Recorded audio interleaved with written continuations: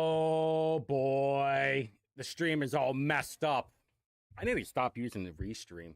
All right, hopefully everybody go there. Everybody go there. Everything's all jacked up right now. I'm not exactly sure why. All right. Is anybody here? Okay, cool. All right, you're back. I'm back. Hold on, not quite back yet.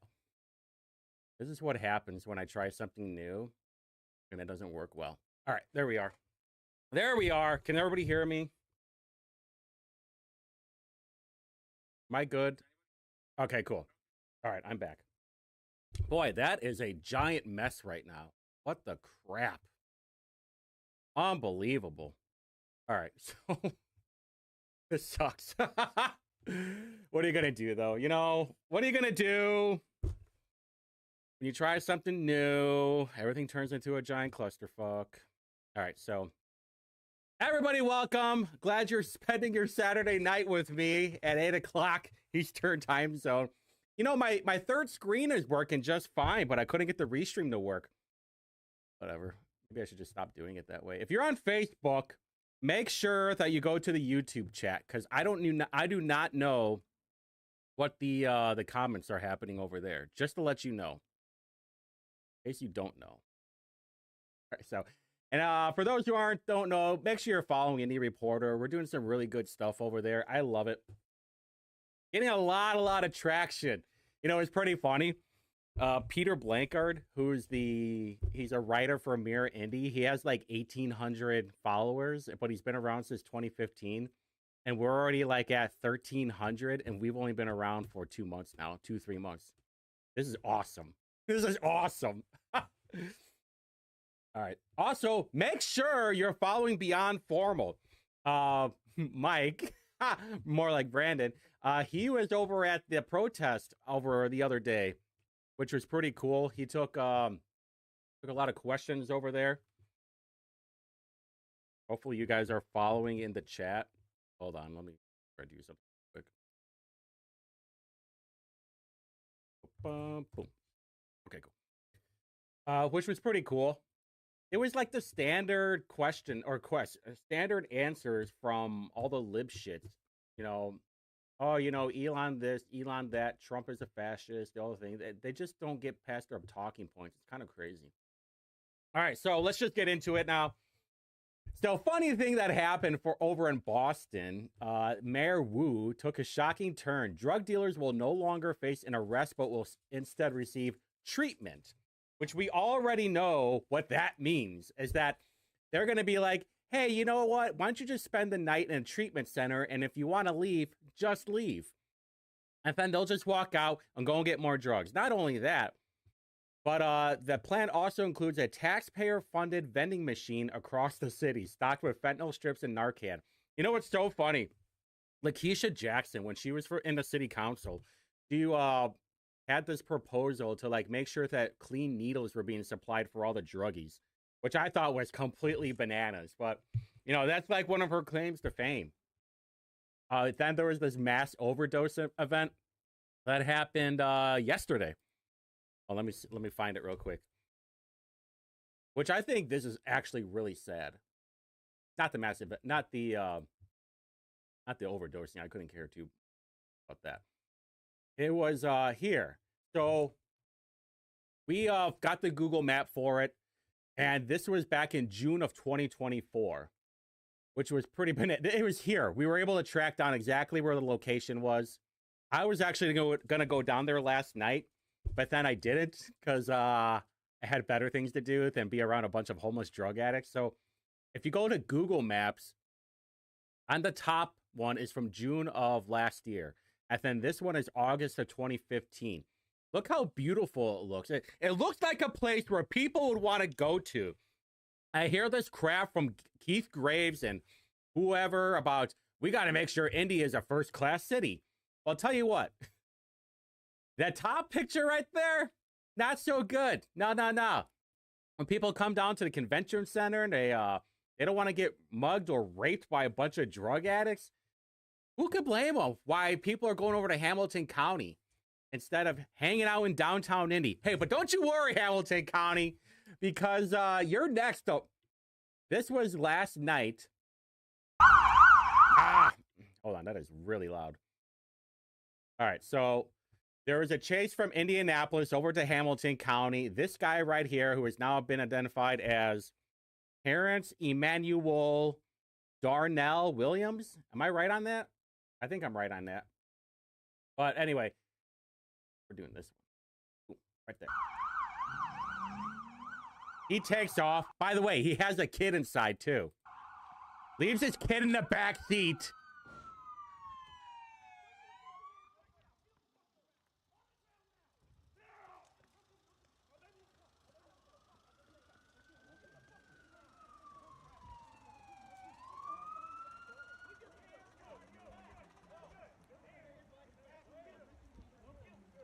Oh, did you see? Oh, I was wondering. Did you hear that? All right. This is for all you. Oh, I didn't even hear this until now. There's some clicking in the back noise or in the background. You want me to tell you what that is? I'll tell you. Hold on. Listen for it. You hear it? You hear that clicking? Right here.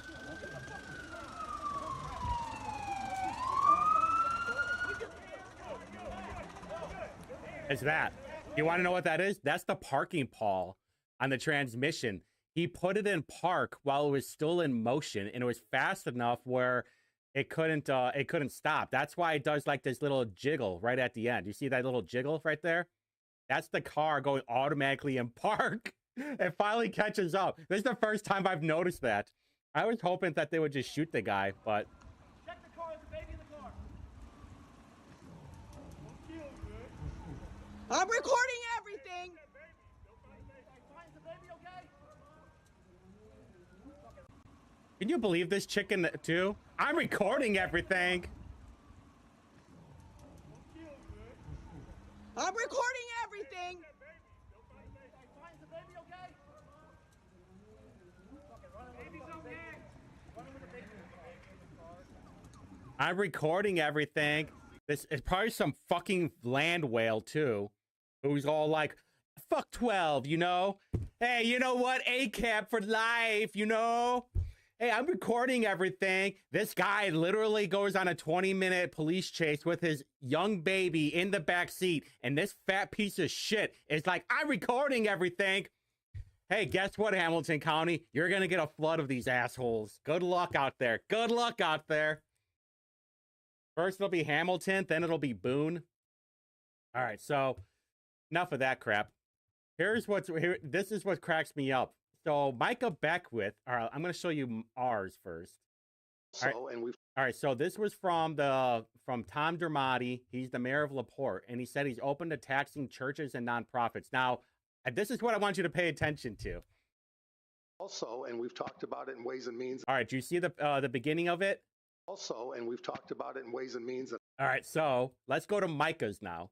Also, and we've talked about it in Ways and Means, and I know all. He literally took the same clip from Indie Reporter. And I was like, hey, you know, this is why people watermark their stuff, so you can't steal it. You could have at least, like, tagged me in it. Hey, Micah, tell you what, if you need some social media help, if you need help with this stuff, you know how to get a hold of us, homie. Whatever, though. You know what, though? I'm glad that we're spreading the word and making sure people like Tom Dumati is, what were the quote tweets like?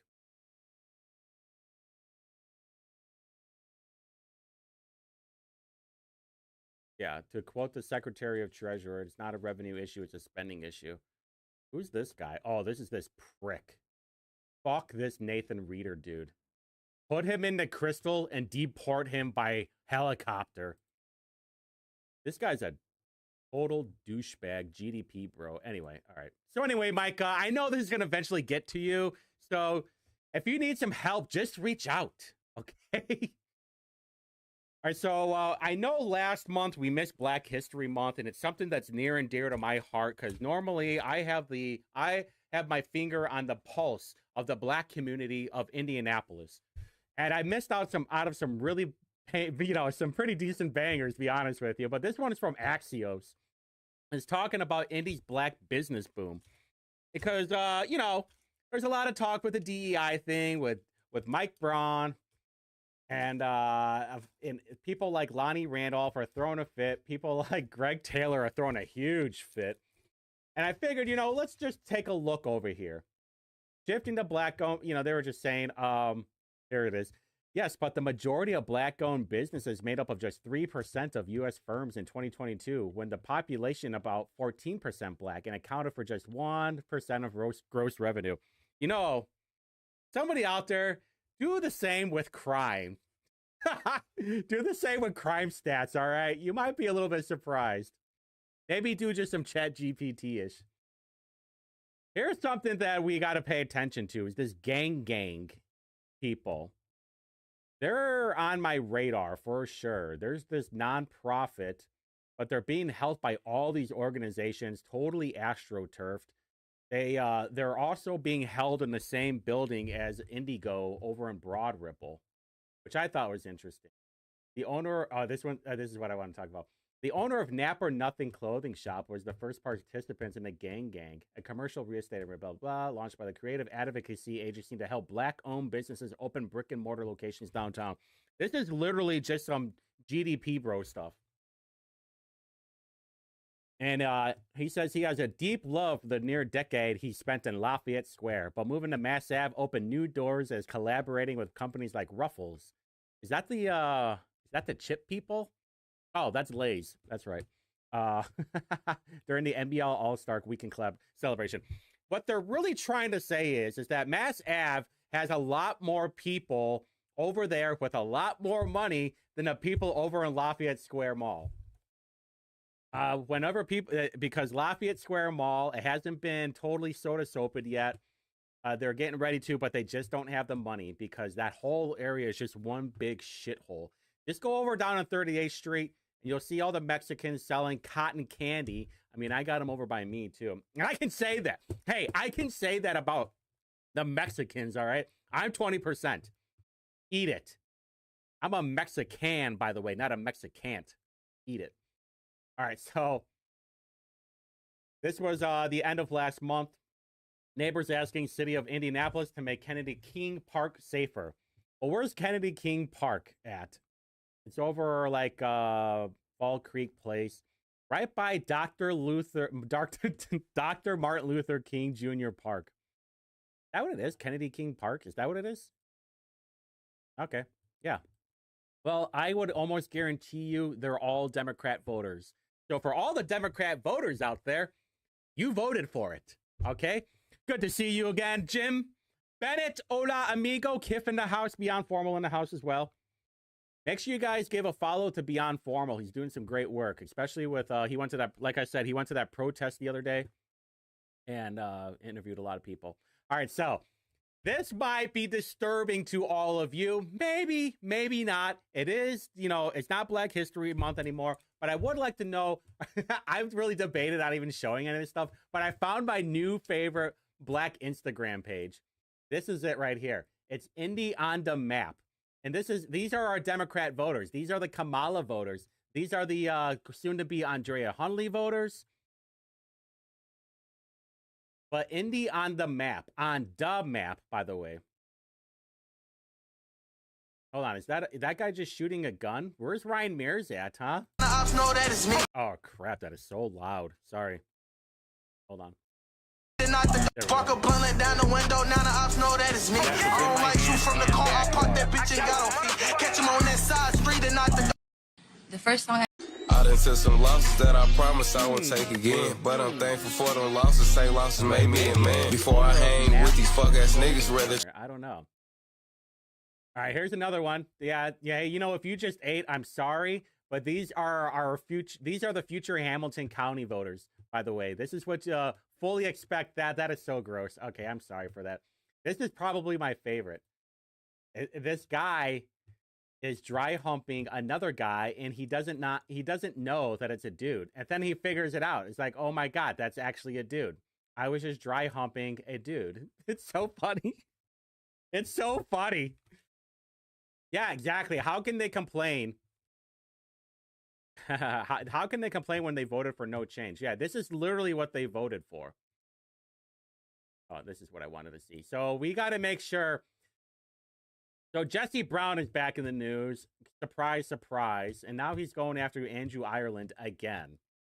So we need to go over there and we need to mog the shit out of Jesse Brown. Because he's mad about all this charter school stuff. Actually, you know what? I'll show it to you. This is a pretty good back and forth. It's a little bit long. But Ed Delaney, who's a possible Russian op, he... You know, it's probably on here. I'll get it faster if I did. Yeah, here it is. Nope, that's not it. Here. Any other All right. questions or So comments? this is Brandon Brown. He's the CEO of the Mind Trust. Representative Delaney. Going back and forth Yeah, with Mr. Brown, Ed you would Delaney. agree that IPS is rather unique in this innovation. Receiving facilities or transportation services, that the district has the ability to charge them back at cost, Oh. and we would support that. So we do Wait a minute, think slow that the down. district... Right now, you're conceding that IPS is providing buses and buildings at no charge to these innovation charter schools. What you're suggesting, it would be an improvement if IPS sent its property tax dollars to the charter schools and then sent them a bill Yeah. for the cost. Yeah, That's a so what- wash. Yeah, so what... So we're going to pass a bill for a wash. No, it's not You a want wash. to pass the bill because it makes the charters look better. Isn't that what this is all about? No, sir. So this is about fairness, and it's about ensuring minute. that all students have access to... All right, hold on. Look at this smug prick right here. Look at this guy. This, by the way, wait until he puts his shirt back. He looks like the living emoji of the pregnant guy. to fair resources. Nobody's going to give you the $9,000 spread you're talking about. That's not in this bill. That's not there. The $9,000 spread comes, does it not, from the fact that they have so many special ed and learning language issues at the school. And most importantly, we had 2 referenda, and they passed, didn't they? The voters of this community put their money behind IPS. Are you Oh, saying? there's Jesse right there. I didn't know he was still there that late. Did he I'm confused. I tried watching most of it. Oh boy. That's not gonna be good. So there's Jesse right there. I heard that he spoke not well. Shocker. I know, shocker. Anyway, we let's put just get too much and you want to take it away? What That's what you're saying. What I am saying is that all public school students deserve fair funding. Your assertion that the funding gap comes from special education and English language learners, with all due respect, is false. The funding gap comes from local property tax disparities. Then we Representative voted for Delaney, that. you have had the opportunity to send your children to private schools because you have had a lot of success and you have gained a lot of affluence in your life. My family It's goes to private important. schools because we came here as immigrants and went to Catholic schools to protect ourselves. Okay? I do not understand this argument, all right? Him and his family came there as immigrants, and then they went to Catholic school to protect themselves. What does that even mean? Like, where? Where did you go? Where'd you go that are such a rough area? Are you saying that public schools are dangerous? That's what it sounds like to me, Delaney. You're telling everybody that public schools are dangerous, and they couldn't protect themselves. That's why they went to a private school. Really, it is. So don't get it is- into that, and don't get into talking about me. You explained why I want to take money, wash it through the school, and get it back to IPS. What is the point of that? How does that benefit anybody other than the state budget? So the benefit of this bill The cash. I'm ensures talking about that the cash, not your ensures that ideology. over time, local property tax dollars are funded at parity with all public school So students. the bill which we then support. is a stalking horse for a program where we'll move $9,000 to follow each student in the charter school. No, So that's then not what we're is it? saying. So we're saying the existing property taxes. Yeah, I think that's what's up. So this is Brandon Brown, CEO. I think it's Mind Trust. Am I wrong? It's not Mind Trust. Maybe I'm wrong, but it doesn't matter. So Delaney was like, hey, even though it cost money to go to private school, Catholic private school, it was worth it because I don't have to worry about fending for my life at a public school. That's what it sounds like to me, Delaney. Sounds like your life was might have ended if you went to a public school for some weird reason. I'm not exactly sure what though. That go to But anyway, that doesn't matter. That's going to be going on for a while. Yeah, and Delaney's behavior has always been obnoxious. Yeah, you're definitely right. Anytime I've been at the State House, I've rolled my eyes before you've opened. Yeah, you know, Greg Taylor's so much worse, though. Man, yeah, I don't know if the Prego guy gave testimony or not, to be honest with you. I stopped at like 5:30-ish, and I had to run home. And then I tried getting the stream back up, and then the IGA website kept kicking me out of the stream. I'm not exactly sure why. So I waited like an hour, and then I restarted the stream. Of course, none of you ever want to go into the chat with me on YouTube during the stream and make it a little bit more fun. That's all right, though. Yeah, Delaney is a clown. All right, so this is not from me, by the way. You can see that I'm not the poster here. Yeah, someone actually get a hold of this guy. I want him on the chat. So that was, this is our boy, Thomas Cook, and that's Abdul. And they told everybody to hold hands. I'm just reposting, by the way. I'm just reposting on what that guy was posting, which I thought was really interesting. Obviously, I don't really care either. The reason I kind of bring this up is we're going to talk about the whole Rob Kendall thing and State House happenings with Kendall, with Abu, with Jim Merritt. But someone did send me some stuff. And Jim Merritt apparently got kicked out of the Pride Parade, but he was invited by somebody else. I moved to Indianapolis in August of 2019. So this is, you know, I had no idea what was going on here. But I'm sure the Merritt to sit out the Indy Pride after controversy. Let's see what old Jimmy Merritt has to say. Well, thanks so much for staying with us this evening. I'm Brooke Martin. And I'm Mike Barr. It's been a controversial week surrounding Indianapolis mayoral candidate and current state senator Jim Merritt's choice to walk in Indy's Pride Parade as a private citizen. Well, today he addressed the controversy and announced his decision now not to attend the parade. Wish TV's Sierra Hignite that's what joins us happened. live with the latest on this decision and how Indy Pride is responding. Sierra. Yeah, guys, Merritt's previous votes in the General Assembly that were not in support of the LGBTQ community is what started the controversy in terms of his involvement with the parade. Now, as for him now calling himself a supporter of the LGBTQ community, Indy Pride is saying that actions speak louder than words. Apparently he voted no he wanted to ban gay marriage. His latest action to opt out. State Senator Jim Merritt changed his mind on his participation in the Indy Pride Parade after going back and forth with organizers on whether or not he would even be welcomed. You know damn well that street is extra sticky. Yeah, you know it smelled crazy out there too. This is Indy Pride's celebration. I don't want to be a distraction. I don't want to dampen it for them. Therefore, I will not be marching in the Pride Parade on Saturday. The controversy on his participation stems from his previous votes that did not support the LGBTQ+ community. I will tell you that I do regret my initial vote for RFRA in 2015. He says he was voting for, quote, religious freedom, but there is another controversial vote that he chose not to address. Do you have any comments on your vote in 2014 to ban gay marriage? I'm going to stick with the statement. Indy Pride Director Chris Handberg says he sat down with Merritt and his... Hey, Handberg, am I right, boys? Okay. ...campaign to discuss the hurt that Merritt had previously put on the LGBTQ+ community. I'm very happy that he's chose to respect our community and not participate in the parade.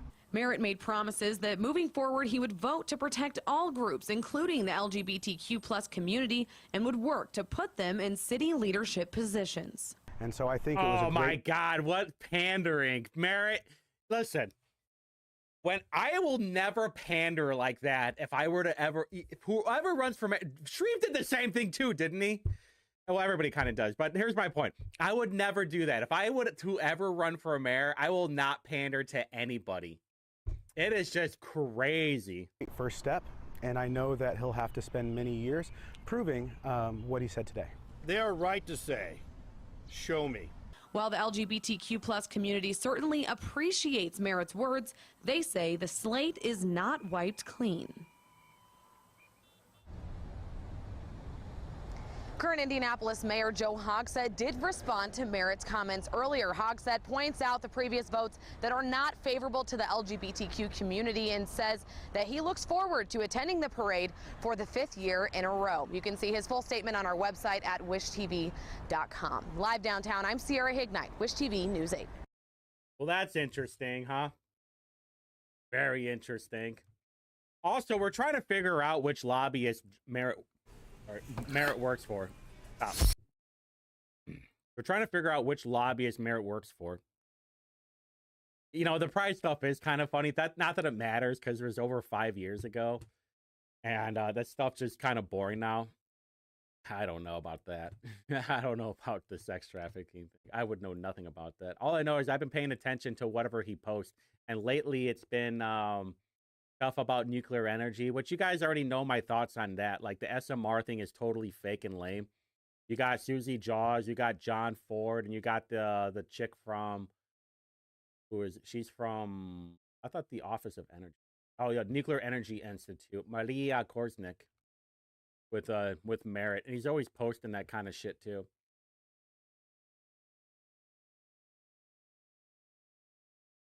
Oh yeah. Okay, so are we good now? Oh, okay, so of course we had our friend Abu. I'm never gonna let this go, by the way. Him talking about, here's to the establishment. Hey, what's wrong being part of the establishment? The establishment is great, blah blah blah. But then Rob always talks about, yeah, whatever, whenever you feel like it. Hey, we're gonna be talking about Lake County towards the end too.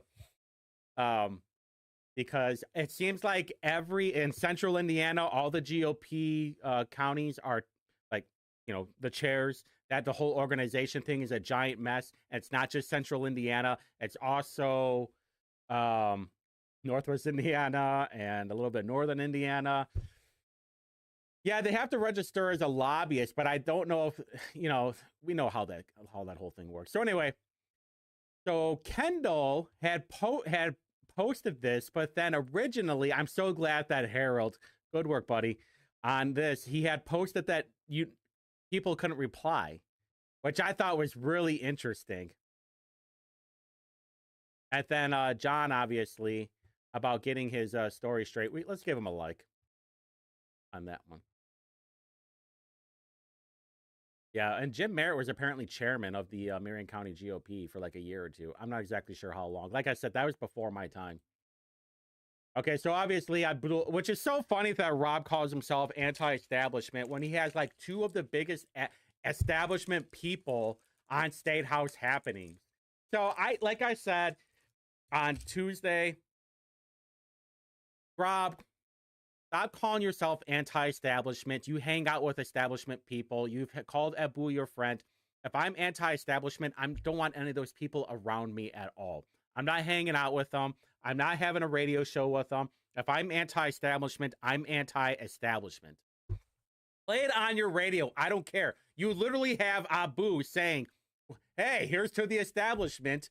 And then Merritt is obviously a big-time, long-time senator, big-time establishment. Totally got fucking destroyed in the election. Here's the funny part that nobody really ever mentions too. So I looked at the numbers. So Merritt got 26.9 and John got 29%.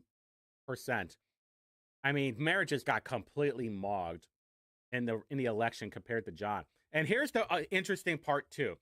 Back then, Indianapolis was way more red. So he had the benefit of getting all of those Republican votes.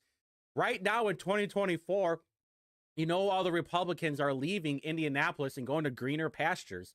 So even with, 5-year separation, John still got higher than Jim Merritt. And he didn't even have the benefit of having as many Republican areas as Merritt did. So even figure if you were to have a no libertarian, let's just say all the libertarian votes were going to go to the Republican, you would have 31.7 for John, and then you would have 28.4 to Merritt. Merritt just ran a shitty campaign. He was just the typical boomer. No, he didn't raise a whole lot of money because nobody believed in him. He was just boring. Politics is theater. If you want people to get out and vote, you need to show them something new and something different. Not this typical, the regular Republican talking points. People want to know what happens to their money. People want to know what you're wasting their money on. And they definitely want to know is, why the fuck are my roads still messed up? While we have a DEI coordinator, right? It's just so ridiculous. We could easily save like a couple $1 million by getting rid of a couple of departments and a lot of people. All right, so let's listen. I haven't listened to it. I listened to like maybe 45 seconds of it, and I knew that we were going to be able to debunk a lot of this stuff. It's 30 minutes. I don't know if we're going to replay the whole thing, but let's just get into it. Call the company. Freedoms. White House Happenings, your weekly look at what's going on with Indiana politics. Before we begin the program, let's meet the award-winning panel. You know him from 30 years in the Indiana Senate. Jim Merritt, hello. Robert. And you know him as the owner and operator of IndyPolitics.org. Abdul Hakim Shabazz, hello. Good coming, my friend.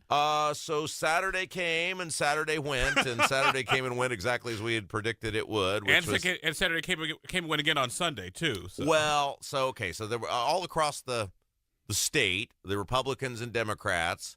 What do they call that? Organization Day, right? Yes, where they elect the county officers that will lead the party for the next 4 years. You've got, like a treasurer, a vice chairman, secretary. It's your turn. Get up there and go.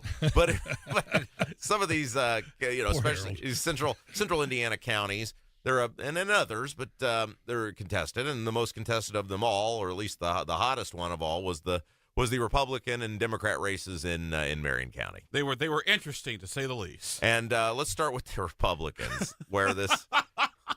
I'm sorry, I have to laugh. Well, look, I mean, John Schmitz is by the way, Merritt, you had the misfortune of being the Marion County chairman. I was for 2 years. Okay. And you couldn't... Now, tell us how awful that experience was. It was very, very difficult. Very difficult. Raising money, being a state senator, being caucus chairman, and being... Marion County Republican chairman was quite a day I had every day. Well, is this why you were running for mayor? Right after. Oh, go figure. So one of the questions was, it's very interesting that he points this out, because during the Decatur Township meeting, they had Natalie and John in there, and one of the questions by, whoever's asking them, asked them is like, are you going to use this position to run for an office, or will you run for office while you're in this position? And I was like, where did that question come from? I don't know why anybody would do that. Like, Natalie has a full-time job. She has children. She's married for now. And then John's got plenty of time. Like, this is what he wants to focus. He's, obviously 0-3, but it's very hard 0-3. So I didn't understand it. And now it makes sense though, because Merritt was chair, trying to use it for fundraising, so when he ran for mayor, it would be easier. Let's look at his fundraising. I focused on getting a mayor candidate in 17 and 18, and had 12 different meetings asking people to run for mayor. Failed at that, and I ran for mayor. Okay, so we're focused on Marion County because it's the capital, right, of the state. It certainly is. And the Republicans have essentially, over the past 10 years, ceded the state capital to the Democrats now, and not only in the kind of the way they've handled from a political standpoint, but also you look at the way they've gerrymandered the congressional district. You look at the way they've carved up the council, the Senate district, all this stuff. They basically just said, we're going to take everything else, and we are just going to accept the fact that we're never going to be remotely competitive in Marion County. It's almost like the Democrats on a statewide basis. Totally. Right. And we know it's a Democrat county. We know it's... That's not entirely true, because Democrats, so the Democrats are trying to get some of the red areas, Zionsville, Hamilton County, Johnson County, even like Bargersville, and they're doing a pretty decent job at picking away at that. But like, Republicans have given up on Marion County for sure, because they have a supermajority in the rest of the state. And Marion County is probably the most corrupt county of them all, besides Lake. But they don't want to talk about that. Overboard. Okay, so real quick, Jim Merritt raised $850,000 when he ran for mayor. Shreve had $14.6 million. Regards to how many Democrats are actually in this county. We know the collar counties, the donut counties, are very Republican. I can remember back in 1974 that you couldn't find a Democrat. I would Marion argue County. that Republicans in Marion County are the equivalent to Democrats in Hamilton County. I don't know if that's the Well, case yeah, anymore. yeah. I think that No, well, not really.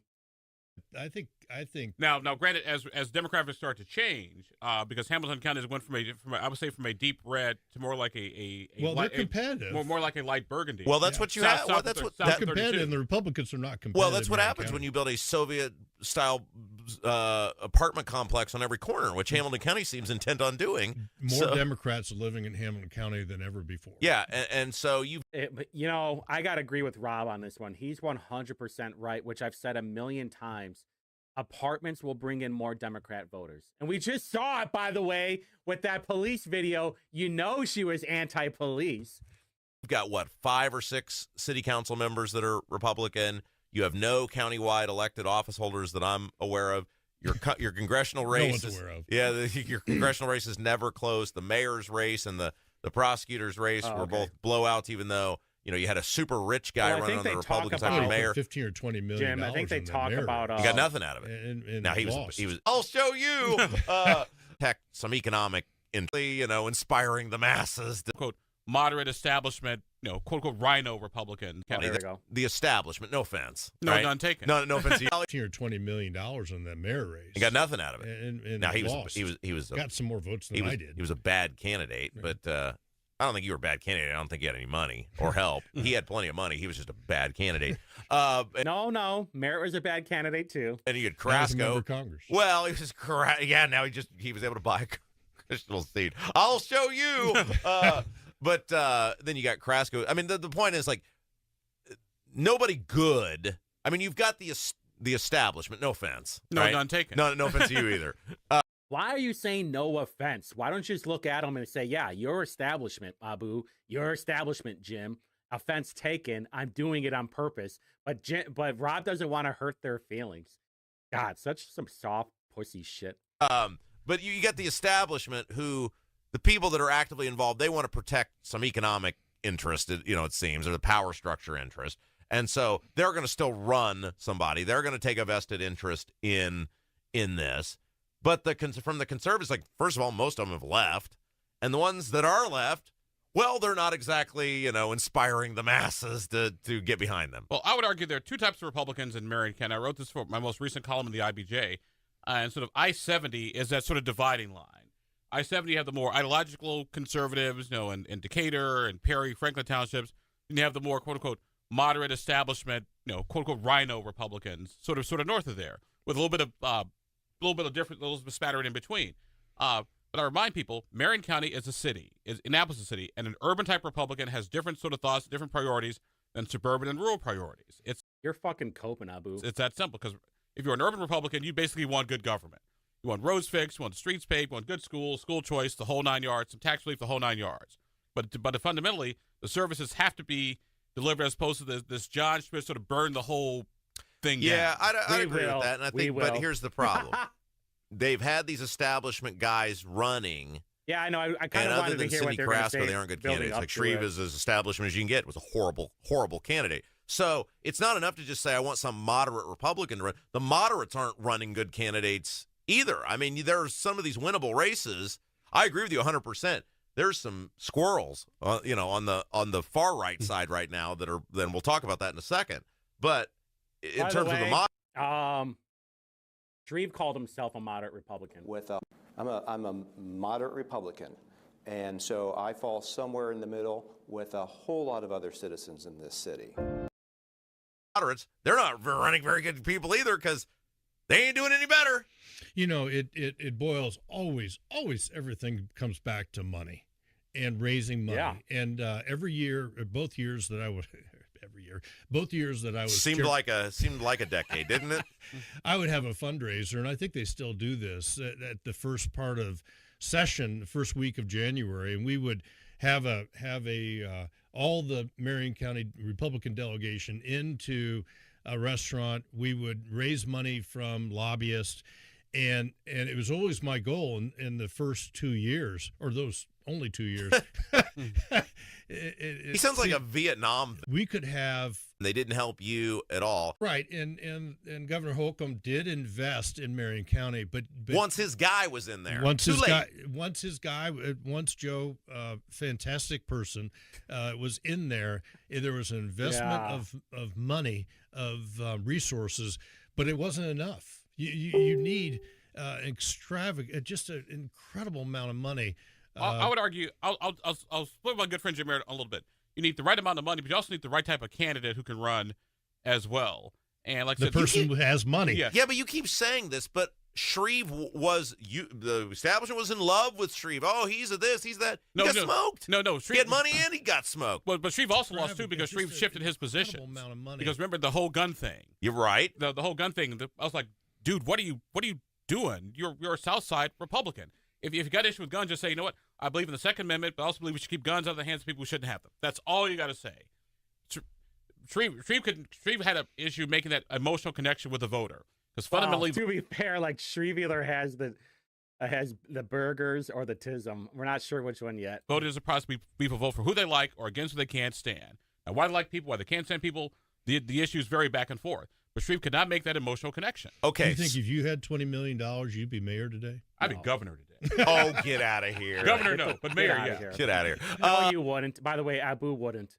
If you had $20 million, you mean, can I buy myself into a mayor seat? Yeah, well. Okay. I'm a non-threatening Negro, remember? I don't think so, honestly, because who was the Ruth Green over in the Northwest Indiana couldn't beat, you had a black woman and couldn't beat a white guy. So, no, they'll just vote Democrat. Her and husband, besides, Abu isn't a Republican. He's a libertarian. And is he a lobbyist? Yeah, good one. Yeah, he's a lobbyist for the nursing home industry. Yes. They had the Republicans had their convention, and it was Natalie Goodwin. Her husband is he a lobbyist? Yeah, good one. Yeah, he's a lobbyist for the nursing home industry. Yes. And then she was running against John Schmitz. He's a construction guy. Is that right? Yeah, construction and the builder business. Yeah. Okay. And so she was the establishment choice, status quo, continuation. Good character. Shut the fuck up, Jim. No bankruptcies. Stop. We'll get to that. Dude, Trump had a bankruptcy too, Abu. You're getting ahead of yourself. And then Schmitz was the conservative choice. Now, Schmitz, heck of a nice guy. Very, very nice guy. Fun guy to sit down and have a chat with. But he has a track record of not doing well in elections. Why? Because we're in a heavy blue area. 0-5. 0-5 with this election. Okay. Yeah, why? Because of where we live. We live in the same state rep district. We live in a majority blue area.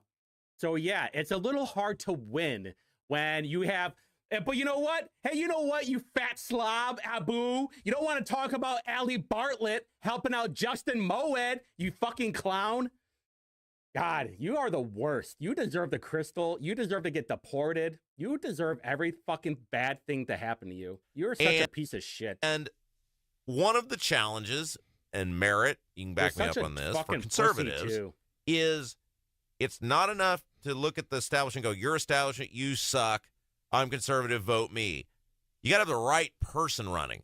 Like Micah Beckwith won because people looked at him and said he's normal. No. He won because the people that were voting for him were elected delegates. The people that voted for Natalie were appointed. Holy shit. I really hope that you straighten yourself out, Rob. I'm not going to go too hard on you right now. I'm hoping that you straighten yourself out. Former Miss Indiana. He's a successful pastor. He's beloved by his church. Keep you looked at him, Rob. And while he's very conservative, great speaker, normal dude, wasn't going to say, and even when he would say controversial things, he kind of say them in a way where you go, well, it sounded good. Yeah, you got to do that. He's been getting pissed off like I was last Saturday. I'm trying to tone it down tonight. I was pretty, I had not been that pissed off in a while when I was on Saturday night. I'm trying to be nice. Rules for the road of being a conservative. You have to put the right people forward. Well, you saw it last night with the Trump speech. President Donald Trump is comfortable in any situation. Okay. So this is, thank you for Jim Merritt clearing this up. So Rob went on Monday's show and talked about me, apparently. I did not listen to it, by the way, because I don't care that much. And I was wondering, he's like, all right, so this came out on what, Tuesday? What is that, March 5th?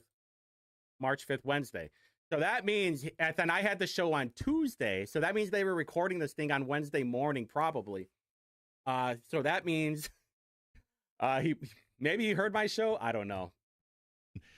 A friend or foe, and you need a candidate that can dive into crowds and be comfortable talking to everybody. And I think that is so important to feel good amongst people and glad hands. So what you're saying is it's an emotional connection. Yes. Yes. And it's sort of like what we do each day. Like, obviously, I'm very conservative, but put together. Are you though? I don't think so. I don't know about that, Rob. #1 rated radio show every month. Why? Because we give people a reason to tune in, right? Like, even people who hate us are like, well, he's interesting. We want to see what he has to say. It's the Howard Stern rule. I want to hear what he says next. Exactly. Yeah, content is everything. Well, right. And the same thing is kind of true in politics. Now, it's a little different because you got to get people to vote for you. It's a little different than listen to you. But it is somewhat the same thing. And the conservatives oftentimes don't realize it's not enough to look at somebody and go, you're establishment, you suck. Well, a lot of people voting are establishment. So how is that going to help you move those people into your camp? And I felt like that once again we saw that on display with this Marion County chairman's race. It's like trying to sell somebody something but call them an idiot. You're right. Yeah. You don't want to buy this? You're Why not? You suck. Mm-hmm. Okay, great. Well, okay, so you just proved the point. Everybody voting in there was establishment. Why? Because they were appointed. And I will go back to when John won the caucus to run against Andre Carson. He won because the people that were voting for him were elected PCs. They weren't appointed. Only elected people were allowed to vote. So, and same thing with Micah. Do you not think, Rob, for 1 second, I'm not going to give you the benefit of the doubt because there's still some time on here. But if there were people that were appointed as a delegate, they would not have voted for Julie McGuire. Are you kidding me right now?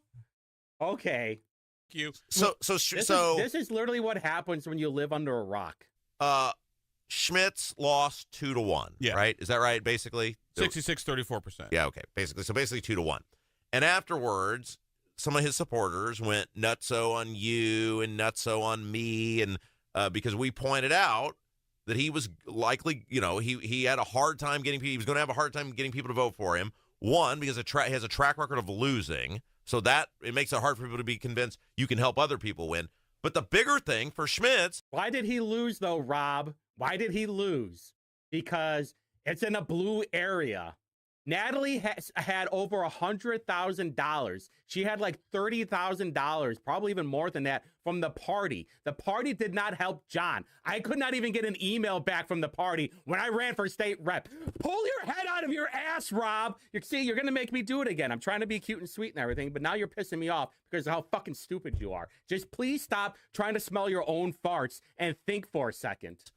He hangs out with idiots, or has hung out with idiots. Whether it was the bankruptcy that he filed, the 50 code violation that he had for his properties, which was Nobody all public cares record, about all true. And they were mad at you for putting that out, and it's like, no, we politics just don't is a big boy care. sport, right? I mean, we just don't care. It has nothing to do with chair. Being a chair is organizing and fundraising, dipshit. You run for public office. When you run for public office, your life is put out there. You're gonna get me in trouble. And the thing is, we didn't make anything up. It was all right there, part of the public record. Or somebody said, this bankruptcy thing is made up. Like, well, okay, well, here's the case number for the filings. Well, and you notice the difference when you and I got into it over Micah during the election. I went to you and said, you're wrong on this. This is where this is incorrect. Here's where it is. Here's where it's taken care of. That's different. They didn't really do that. They were just kind of like, well. Oh, my God. You mean Businesses fail? You mean people go bankrupt? OMG. Then he came back and started another one and now is doing well? Oh boy, like that isn't. You mean that never happens? Oh my God. That's so crazy. It's so funny too. You know, it's really funny that Abu had to spend money, had to give himself money when he ran for mayor too. Yeah. You're bad. I mean, if you go back and look at his campaign reports, Indie Politics, which apparently he owns, in-kinded services for Abu. Also, Natalie Goodwin had a force behind her. Yeah, the establishment. When you look at the crowd, I wasn't there. Oh, you were. Oh, look, she had a crowd. Hey, I wouldn't know. I wasn't there, though. Fucking Merritt every time. But I saw a lot of faces that Boomers. were recognizable. The establishment, the people that actually do the work in the precincts, and they don't do the work. And the ward chairman, they showed up. I got to prove you wrong and, again. I remember when Bill Hudnut lost at Slating, running for Congress to have the right to run against Julia Carson. It's because everybody left. Yep. There weren't any votes. And the votes were there. It might be John Smith who didn't run well, but also the Republican establishment organized a really good convention. Yeah. Well, yeah, they weren't gonna.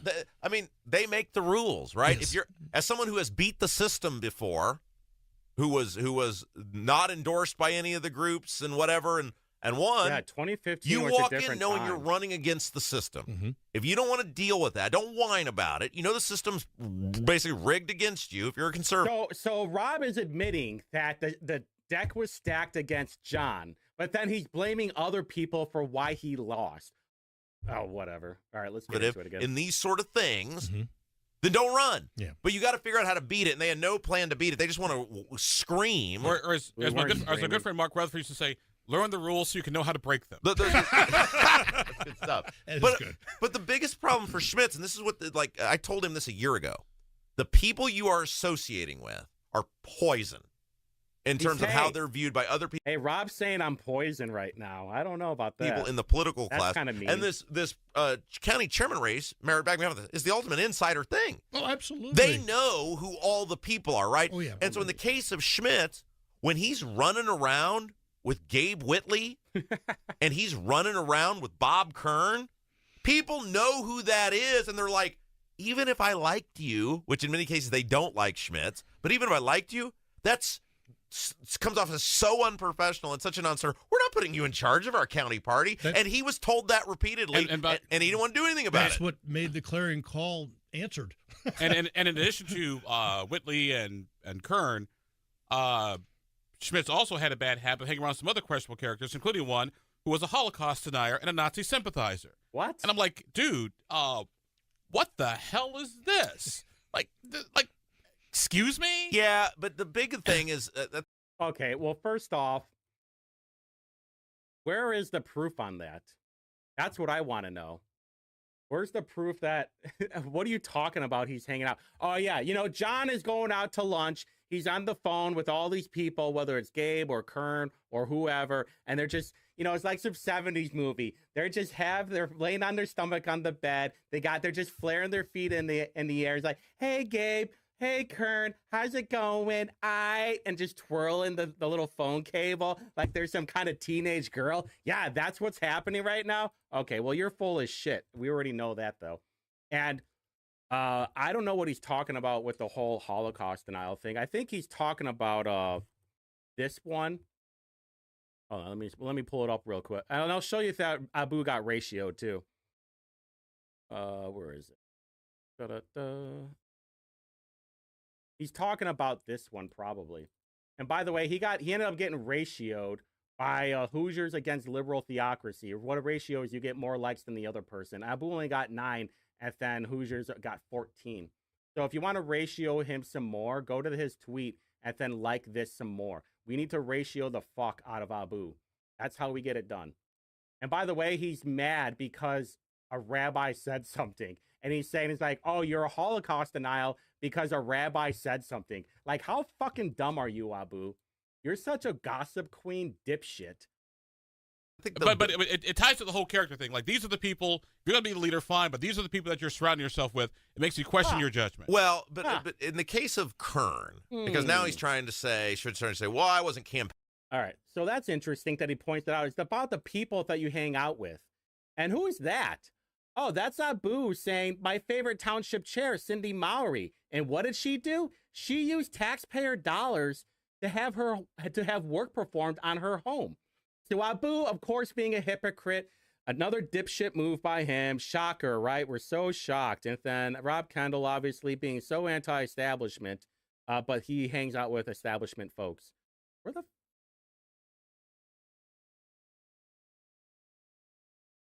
painting for him. I don't know what word he's keeping an eye on him or something. It's like, and just so people know, Kern ran for lieutenant governor at the Democratic State Convention last year. Only got like 4 votes out of the whole thing. No. And John Schmidt was there helping to promote Kern's candidacy. Yeah, and Okay, so you're wrong on there again. You're partially wrong.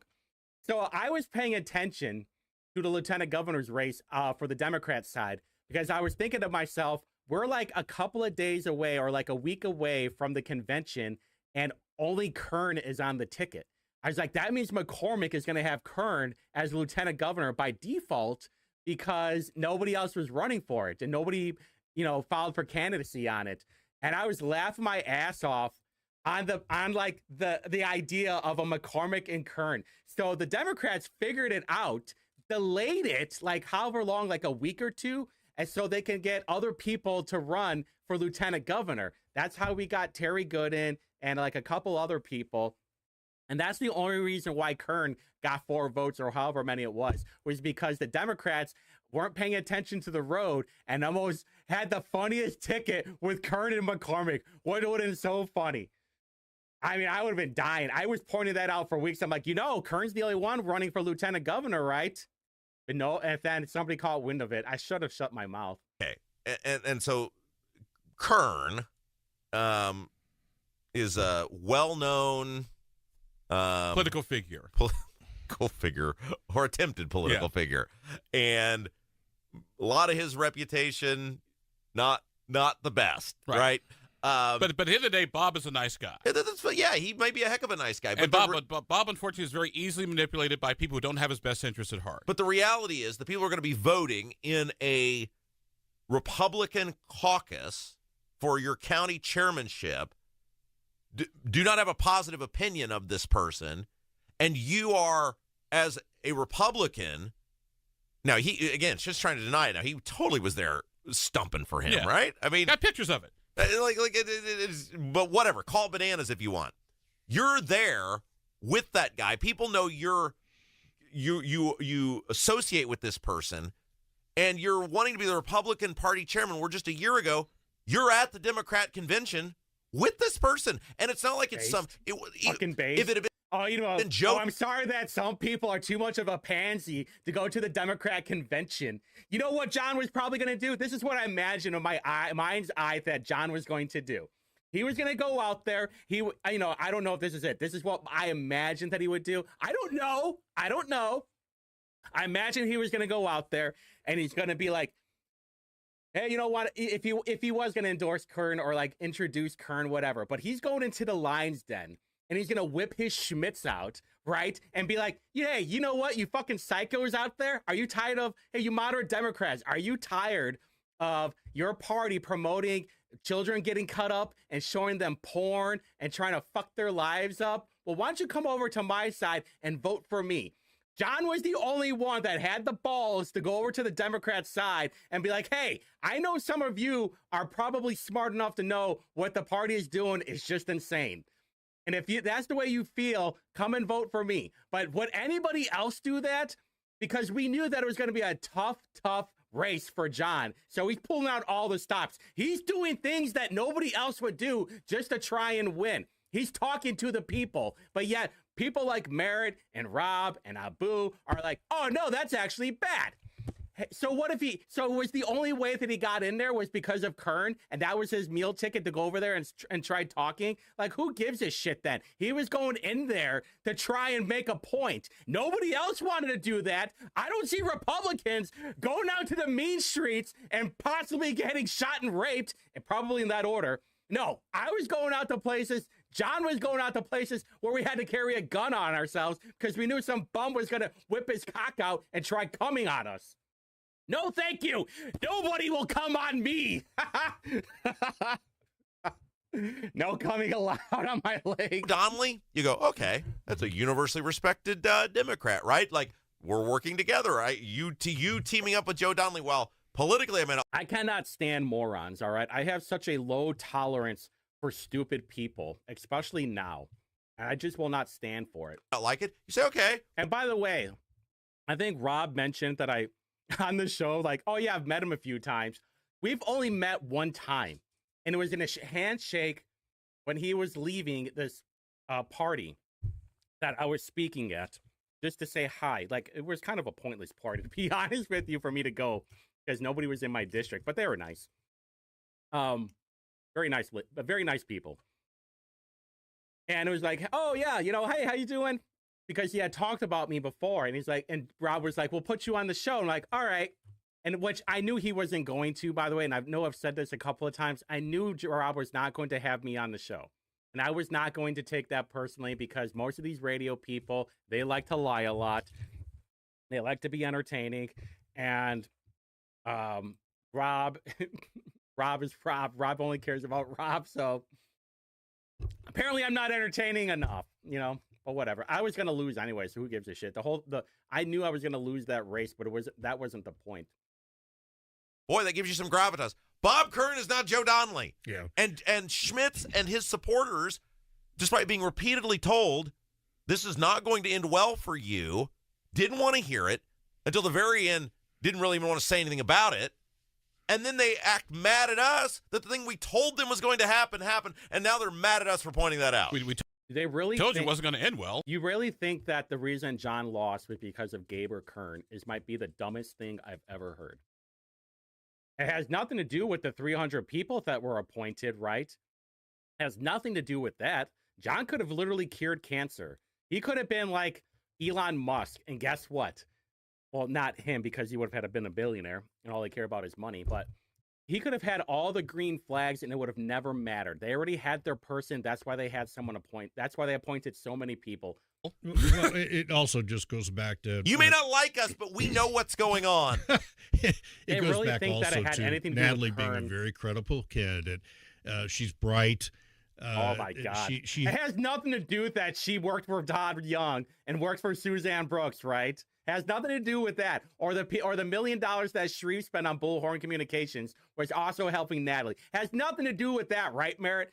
Fucking shut up. has everything that the Republican organization needs right now. Jim, Steadiness. she has the personality of paint. Come on, man. Well, she's not going to change anything. Robert, I've known that kid since she was in high school. But that's the problem. I will bet you, Merritt. I will bet you right now. I'll put $1,000 on it right now that she won't do anything. That her main focus, she's not even in charge. What are we talking about? The whole reason why she's there is to help out Camp Savage, that fucking dipshit dinosaur, Bowser Savage, and to help Bullhorn Communications and Midwest Communications, whatever the one is that the Perry Township president works at. You're looking at it as some sort of fatherly-like figure. She is no different than Elsner. Creepy, to be She's not honest going to with offer you. anything. She didn't have to, though. This is what happens with boomers, though. Not to knock all boomers, but like people like Merritt, they just goon over people like Natalie, and I got a perfect video for it. And this is what is frustrating. They don't have to, because the only candidate the conservatives can run is a guy like Schmitz. Yeah, but I don't think anybody can raise the $500,000 to $1 million to run a party. And Natalie certainly will try, but that's a very difficult assignment for anybody in the She political might actually raise less money than Merritt did.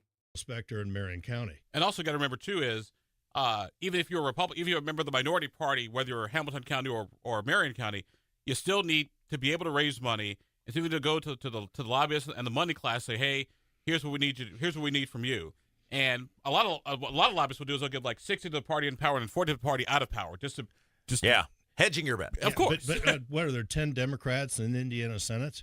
And you look at all their financial contribution sheets, and they're not raising any money these days. Not only is she not ready a special power, but she's 100% useless. Yeah, look at the pretty flower. Yeah, let the lobbyist goon over some mom. They all got mommy problems. That's what it is. They're all like, oh, look at this sweet and cute little girl. Oh, don't worry. I'll save her. I'll give her some money. I'll give her some shekels. And I don't think it's even that type of percentage. I think it's a lot lower because a lot like the Republicans in Marion County, the Democrats in the Indiana Senate are never going to run it. Actually, but it's sort of the same thing, right? Where it's like Democrats could win in this legislature. There's winnable seats. They don't behave like normal people. Yeah. It's like the same thing. It's like the Spider-Man meme where they're pointing at each other. The Marion County conservatives or the Schmitz people, right? I would not call John a conservative, by the way. I wouldn't. I would never call myself a conservative either. Right. Don't want to run the sort of campaign and act in the sort of way you're going to need to run in Marion County. The same way the Democrats in these winnable House and Senate races don't want to run and behave the way that you need for people to vote for you. Right. So the lesson of this, because we got to get to the Mike Speedy stuff. The lesson of this is, God, we are no not one to blame cares about the Mike Speedy for you stuff, losing. by the way. Abdul is not to blame. I am not to blame.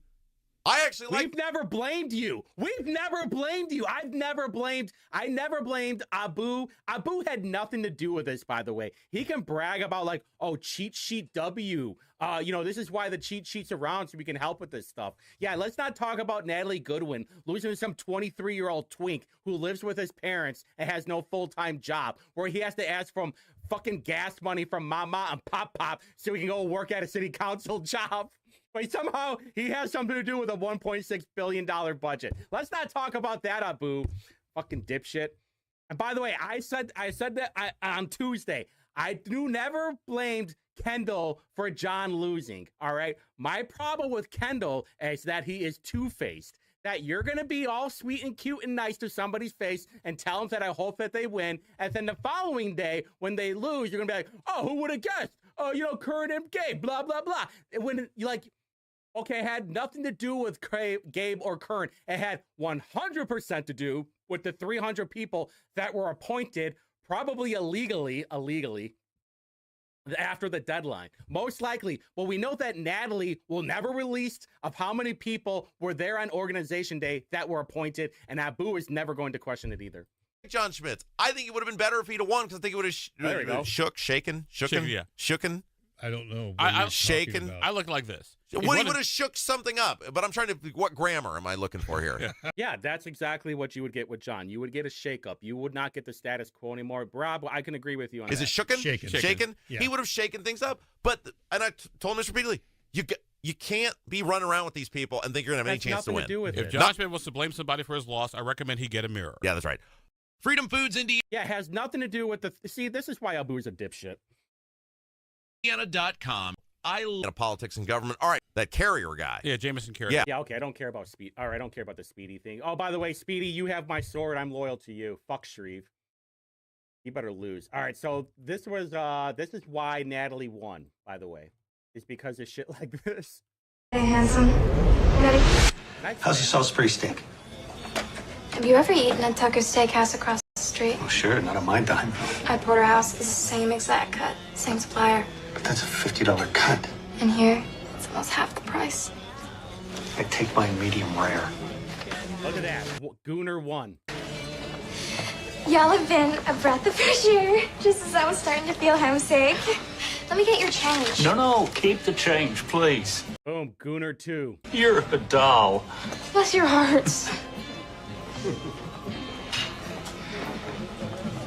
Boom, Natalie Goodwin right there. Excuse me, hon. Huh? Could we get a top off? Oh, of course. Can I get you guys anything else? Our fudge blackout cake is to die for. No, thanks, kid. We're great. You sure are. One day, when I'm sitting here in this very diner with my future husband, I hope to look as striking and happy as you do. You clocking the moves on this one? Yeah, she's got to be racking huge dips. Hey, good to see you guys again. This is what I always wanted. It's so good. Kid's a natural. Boom, right there. That's how Natalie won. Because you got all these, you know, hey, boomers out there, don't take it personally, okay? It's that you have all these people out there and they know all these lobbyists. She's just being used for eye candy so she can raise more money. That's all. Because Elsner was really bad at it. All right, so this was very interesting. The reason why I'm even going to be bringing up this video is because it has everything to do with the state of the Marion County GOP. And trust me when I say you'll know what I'm talking about. This has nothing to do, this meeting has nothing to do with the GOP, but just listen. Just listen. Thank you so much, Chairman Niemeyer, and thank you for this bill. I had an opportunity, sorry I was late. I wanted to ask a question about, or make a note. So preference fabrication is a concept of what happens when you feel pressure to go along with something and you fabricate your preference because of the pressure of the group. And that's one of the benefits of requiring people from different parties so that there can be hopefully a different perspective and not a pressure of, well, these are my friends, I'm part of this party, I feel pressure, even though I have a different preference, I'm going to vote in line with because of public pressure, which is why we have these different individuals required for appointed boards. What would be your response to that? Okay. So what was my point of that video is because when you're an elected official, I imagine there's a lot of pressure on these people to make sure that they fall in line. And very rarely will you find people that do not want to fall in line, or they just pick their battles, which is probably the most important thing. So when we see some of these votes that are happening with some of these bills, we have to keep in mind, like, this is not the hill that I want to die on. At the same time, I'm always looking for that outsider that I can back and be like, hey, that guy knows. Or, you know, I would say girl, but I haven't found any woman in the GOP that's not willing to totally just fall in line and just do what you do. Basically, I had a funny joke, but I can't do it because I know someone's clipping me right now and they're going to get me in a lot of trouble.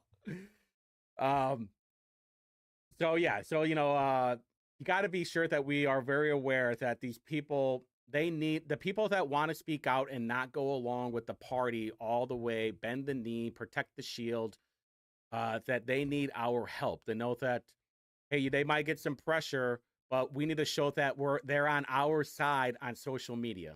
Do you understand that? So when me and the boys and girls over at Indie Reporter do our trust hierarchy, our hierarchy of trust, that will be the people that we need to back up. Those are the people that we need to help.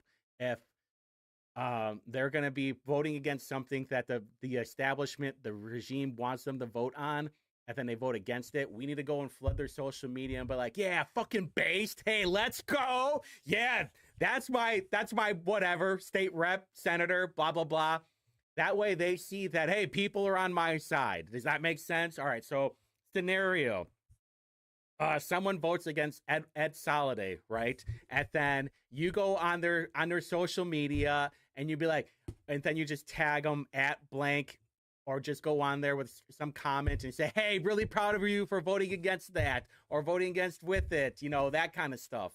Mostly it's going to be voting against, though. And that's what we have to do when somebody is based like that, and make sure when the regime looks at their social media, because you would be surprised how insecure these people are when it comes to social media comments. That's why Rob blocked. That's why Rob blocked the comments for the State House happenings, because he's probably going to get his feelings hurt. I don't know. Actually, I don't care. I'm hoping this is the last time I even have to talk about this crap, because it's just so dumb. Like, Rob's afraid to talk about these things that are really, really obvious, and Abu is just a big dumb dipshit that just wants to suck on the establishment cock, basically. And that's what he wants to do. He just wants to fondle the balls and swallow the jizz, because that's what kind of good and sweet little boy he is. And basically, this is Abu right here. Boom, that's Abu. He's eating the poo-poo from in the GOP butt.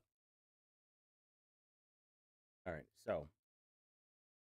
Also, fuck Jake Teshka. I hope someone primaries him. We are trying to spread the word of finding somebody to primary Jake Teshka because he is an awful, awful elected official. He's 100% establishment. He's a standard GDP bro. He wanted Dan Elliott to have the power to invest in meme coins. And if you guys remember that Hawk Tua coin where they rug pulled everybody, people lost a shit ton of money. That's the kind of stuff that Jake Teshka wants. So we need to find somebody to primary him. All right, so this is the part that I wanted to talk about. This is probably the part that's going to get me in a lot of trouble, which I don't care because I'm never going to another GOP township meeting ever again. I'm very, very serious about that.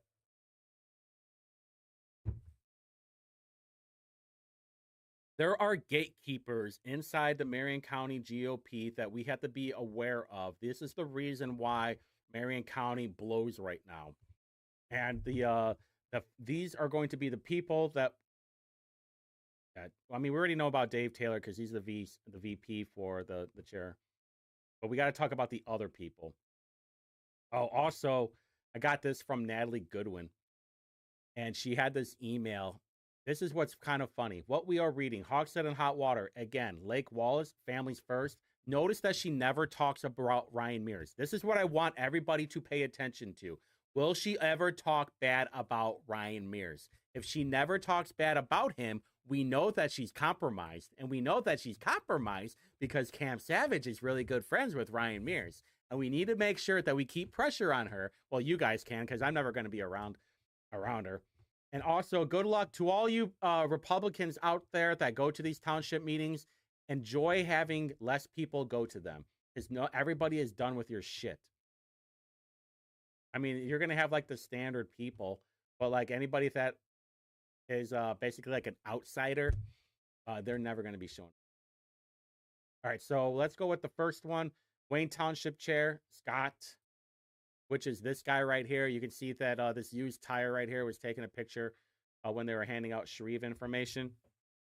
Nothing really that important with Scott. He was appointed by Joe Elsner for Wayne Township. Probably by far, by far the worst township chair there is in Marion County. And I say that because there was never any communication of what was going on. There was never any communication of when the next meeting was. Whoever was running the media for the Indy GOP club really dropped the ball, obviously. This was when Shreve was running for office. All right, next one, if I can. All right, we know about Dave Taylor. I'm going on here like low priority to high priority. I probably should have put Monica, but I'm going to talk about Matt Huckabee there for Lawrence Township. So excited for Natalie Goodwin and the rest of our Indy GOP. And a huge thank you to my friend and more importantly, the godfather, his kid's godfather, Joe Elsner. So we know that Huckabee is 100% establishment, and I'll add more proof to that here in a second.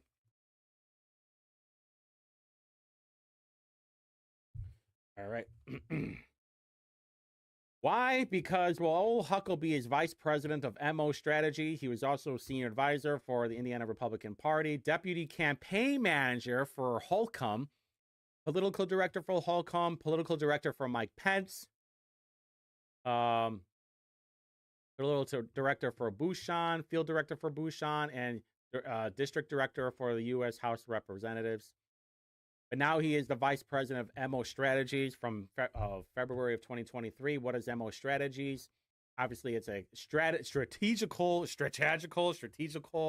basically a consulting group for running strategies on people that are running for office.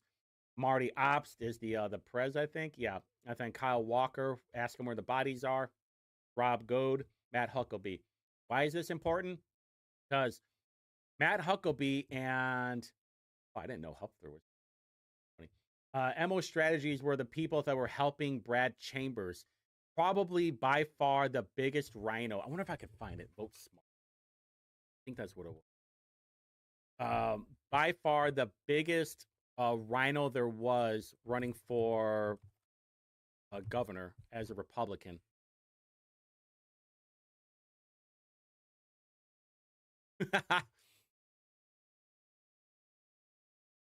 There's a Brad Chambers there when I did my political test to see like, hey, where do you fall on the left versus right? I was right leaning.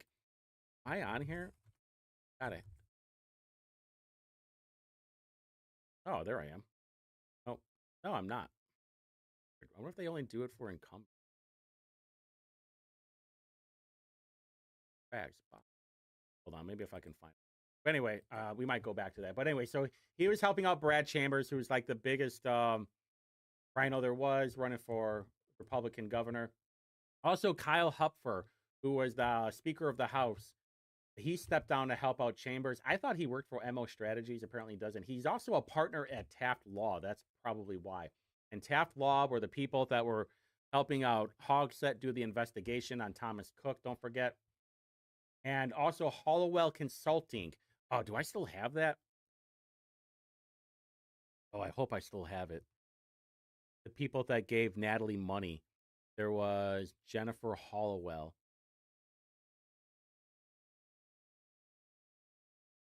Hold on. I know I'm right about this.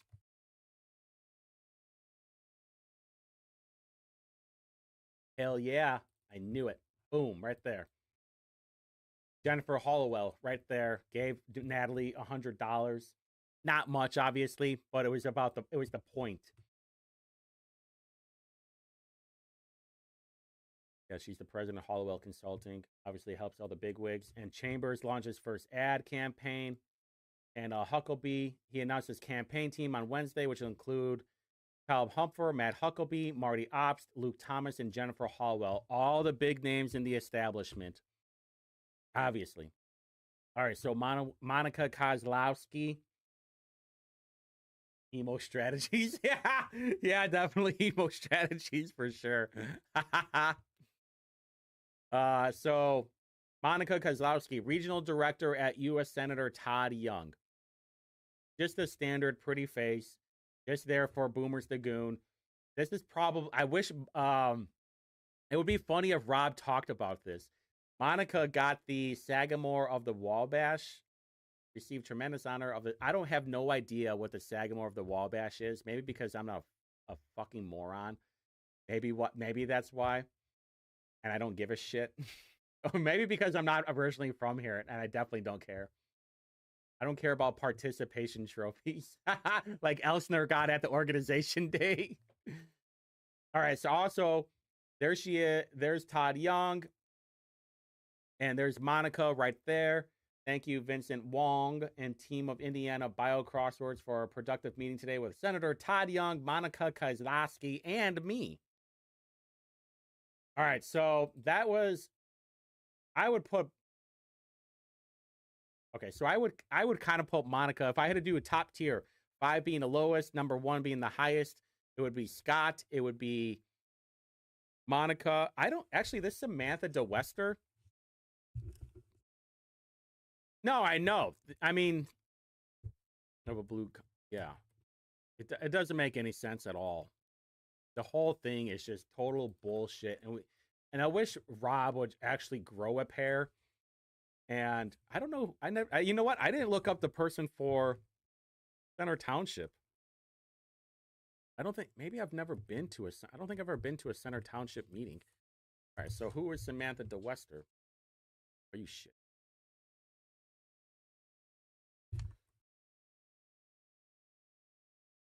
Governor appoints Samuel DeWester to the Indiana PD Commission, Public Defender Commission.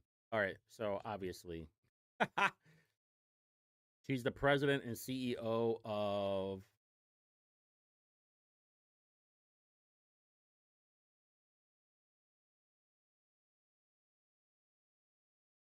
Council for EGIS, DeWester Law.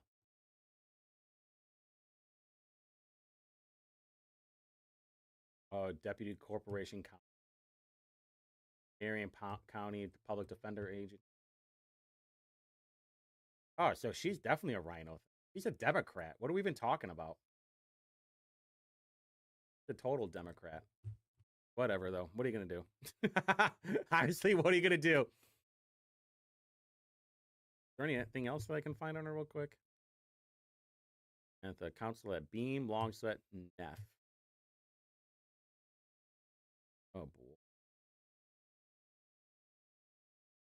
Part of the Public Defender Commission. All right, so I would put at the lowest, I would put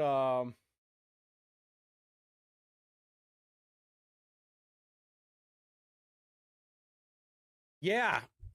One of the people that we don't talk about enough is Whitney Peterson. I brought this up last week, or yeah, I think I did. She's a legislative. She's in LA. She's the one who I thought looked like Scott Pressler in that picture. She's part of IPAC, the Indiana Prosecutor Attorneys Council. She was also a chair for that, part of Mitch Daniels' leadership team. This is why I think I completely, good thing that I got some help out there. These are the people that are going to be protecting Ryan Mears. This might be another reason why Natalie Goodwin never mentions Ryan Mears. Because I'm going to have to look more into the IPAC. Definitely. If I had to put a tier in it, these are like little layers of things that are just not good for the party. They're good for the establishment. They're good for the rhinos. But overall, they're not good for conservatives. They're not good for the people that really want to make Marion County better. The whole message that I was sending about this problem in Marion County is that the people in charge do not care about trying to make Indianapolis better. There are very few people that are putting the, whether it's you want to protect your own district or if you want to protect Indianapolis as a whole, there are very few people that even want to do that. And you can definitely tell by the campaign donations. You can 100% tell by the people that they mock or make fun of or lack thereof. So if Natalie Goodwin never talks bad about Ryan Mears, there is your reason. You have Whitney Peterson, who's part of IPAC. Yeah, I always get so worried about talking shit about lawyers. Hey, I know one of these days I'm gonna say too much shit and I'm gonna get in a lot of trouble. But anyway, Scott would be like the lowest tier. He's basically like a mushroom that everybody sits on top of. Oh, by the way, I was totally expecting a message. Huckabee I put Monica at number 4. Samantha would probably Samantha at 4, Huckabee at 3, and then the next two. These are probably the worst two. Is Becky Bechtel. Becky Bechtel might be the craziest person that there is, from what I understand. She was part of the Shreve team. Also part of Hathaway Strategy. That's Anne Hathaway, the former state chair for Indiana, who did probably the worst job ever. Dude, let me tell you a quick story. I was at this Perry Township meeting. Shit, I think it was. Oh, hey, I think you were there with me. I think that's when I first met a lot of people there too. She was talking about how she was bragging about Milwaukee and how she's planning the RNC convention in Milwaukee. Oh, I can't wait for Trump to be there. This was probably February or something. I don't know when it was. It was last year though. And all she kept talking about was like stuff outside of Indiana. And it was like, okay, so what are you going to do for the state, though? You are the state chair. So what exactly are you going to be doing to try and make sure that A, we win, and B, we beat more Democrats? And she didn't really have an answer for any of that. And when you've been around so much poison in politics, you know who's a real motherfucker and who's lying. All right, so Becky Bechtel worked for Shreve, worked for all these people. If there's anybody that's going to put a bullet in my head, it will probably be Becky. I actually, I was warned not to talk about this lunatic. But she's been in the party for a long time. She goes to like all the RNC stuff. This is what my biggest worry was with Oh yeah, it's time for a change in our city. This was last October. By the way, this isn't over, but this is connections to Abu as well. When we talk about who you associate with. Do I have it? I do have it. She got this was last month. When is all of the trash on the sides of the roads going to be picked up in Indianapolis? This is shameful. Hey, you just voted for Natalie Goodwin. If yeah, I'm missing my comments here. It's the highest state recognition you can get. Oh, the Sagamore thing is the Wabash thing. What does it recognize? That you're just like a cool person? I really have no idea about it. I've never been a fan of awards, to be honest with you. I've been maybe trophies for like accomplishing something, like being the baddest motherfucker. Hey, if there was an award for being the biggest shit talker, I would definitely win that award. But I'll back it up, baby. So, hey, this is a thought for the Republicans and also the Libertarians, because we know the Democrats aren't going to do anything. Have a cleanup day. Go into find an area where there's a lot of trash, into like a slightly blue area. Just wear all the red shirts and be like, we're going to have a group cleanup and we're going to do this once a month or once every 2 or 3 months, and just do that for 2 years and just continue to do it so you can get name recognition. Hey, there's the GOP helping out. Hey, they actually care, that kind of stuff. But no, what they'd rather do. Yeah. What they'd rather do is try and meet you at a dinner instead of like boots on the ground showing stuff. When I ran for council, that's what I was doing on Rockville Road. And then it took me like 2 weekends to clean all the trash on Rockville Road, just on one side. I ended up having like 30 bags of trash, like no doubt 30 bags of trash sitting in my backyard. And I was going to do some renovations on the garage. So I bought a dumpster in it, but I had this whole thing planned out, by the way. Yeah. Achievements. John needs this. Yeah. Well, yeah. Like what, I mean, for blue collar people like me, like his achievement is having a business and then making money. Yeah. Do-gooders. We need do-gooders. So Ramona Ward, who is my district ward for Wayne Township, she has cleanup days in April. And I did the last one. I was cold. It was super cold out. And it was basically everybody in Drexel Gardens, and they all just got some gloves on, got some trash bags, and then they cleaned up a little bit. It took, like 2 hours? Something like that? Producer, what was it, like 2 hours? And it was, it was name recognition. It's like little stuff like that. Instead of door knocking, go and clean up. Or like when I was door knocking, I was sending stuff to the pothole people, Mayor's Action Center. And I was taking pictures like, hey, guess what? I saw the stop sign that was crushed down. Just to let you know, I reported it. And I know. I know, by the way, in the comments, I know. I'm taking a giant risk right here. But like I said, I'm never going to these township things again. I'm not going to run for office. There's no way that I ever win. The GOP will never let me sniff anything, will never let me get anywhere close to an elected official or being an elected official. That has been proven. I can't even get an email back from these assholes. But, so going back to what I was saying, like, that's what you need more of is just doing this stuff. And when you're doing it, you're reporting it on your social media. And it's like, hey, do you have a pothole? Do you have something broken? A burnt down trash can like there was me at the park? It was that. Yeah, you would actually get the award more before I did. Yeah, you got me beat. Is, easy peasy stuff like that, knowing that you care about your community. But like, I was the only one cleaning it up. It fucking sucked, man. It was awful. It kind of did suck. I'd rather do that than door knocking because at least I don't get yelled at. But here's where I think she's infiltrating right now is the Jim Banks. This is why I think whoever, you got Anne Hathaway and Jim Banks, and however you feel about Jim Banks, I don't really.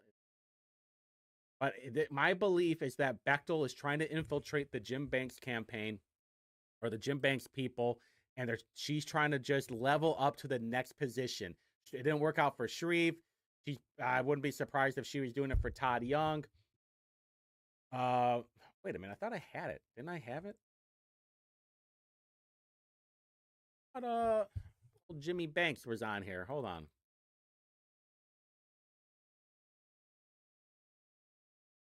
Hold on. I thought I had it. Maybe I didn't. That was what? February 15th.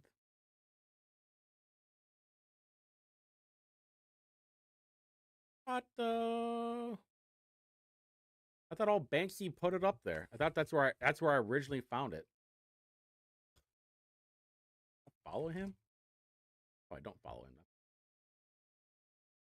Oh, and Aaron Renn is, I'm sorry, Banksy, but I can't take you serious if you're endorsing Aaron Renn.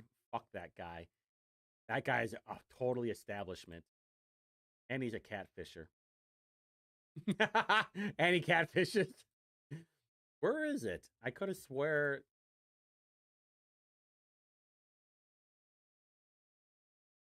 I guess not. There's a bigger picture. Oh, well, whatever. Don't matter.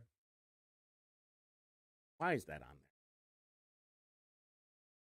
Where am I?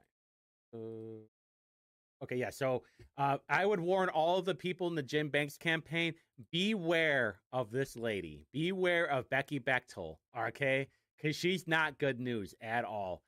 She will totally F your stuff up. Now, I thought about... So it looks like Bechtel had deleted a lot of her stuff on Facebook. I don't know if she did it on Twitter. I didn't go that far. But I was able to screen grab some stuff before everything went crazy. This was because she's friends with Abu. Hold on, I gotta adjust.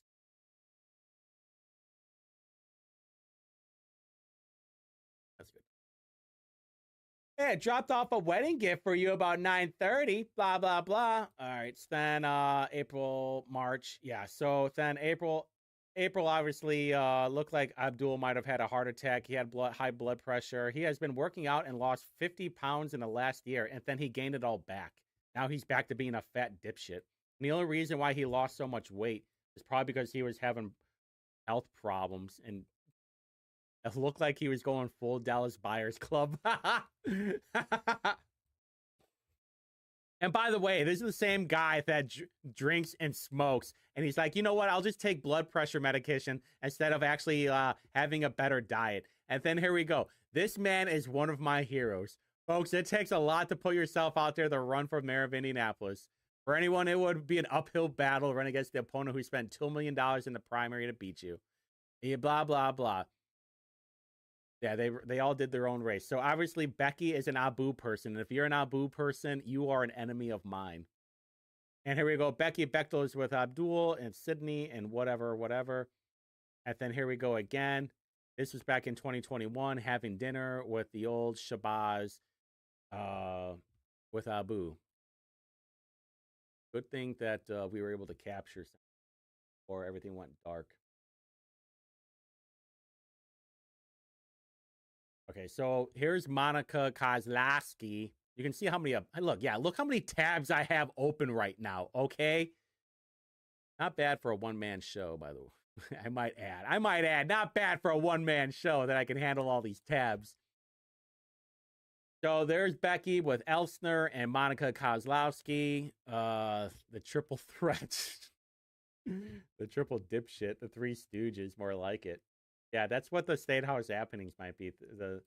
All right, so obviously we have to talk about the final boss, and that is Cindy Mowry.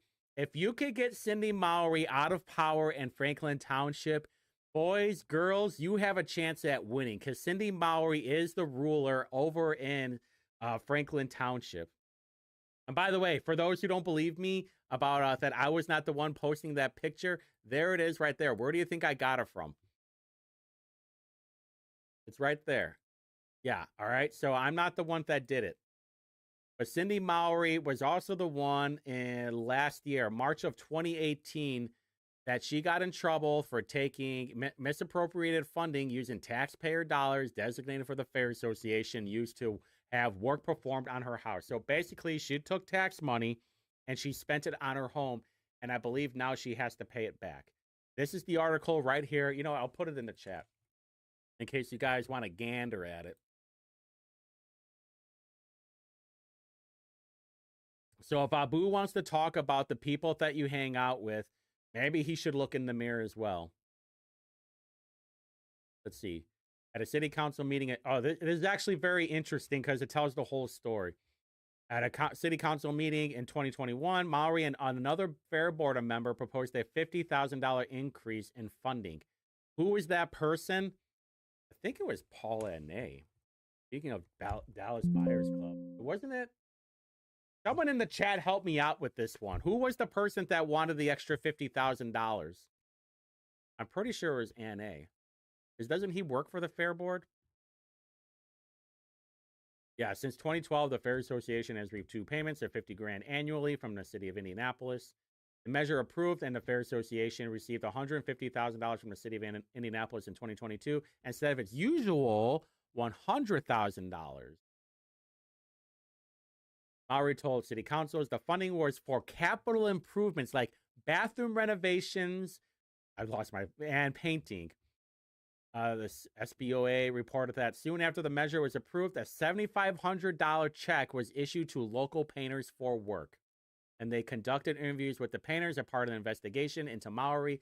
The painters reportedly told them that the check covered the cost to paint a lodge on the Fair Association grounds and perform work at Mowry's residence. The painters indicated the lodge cost was $3,000.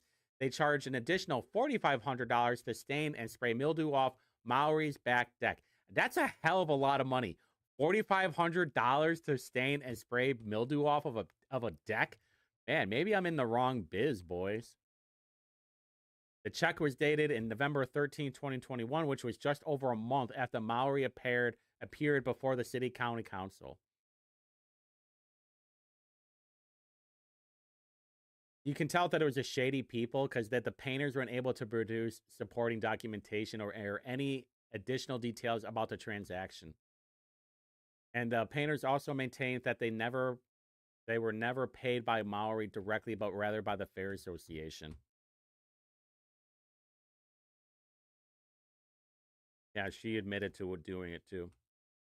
And they requested Mowry repay. So none of this stuff is fake.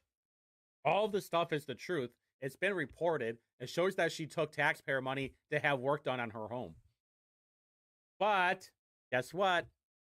Favorite township chair. Hey, Abu. Favorite township chair. Okay.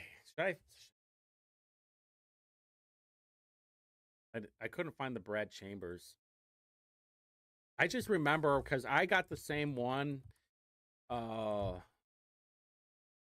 Left. I remember his saying that it leaned left.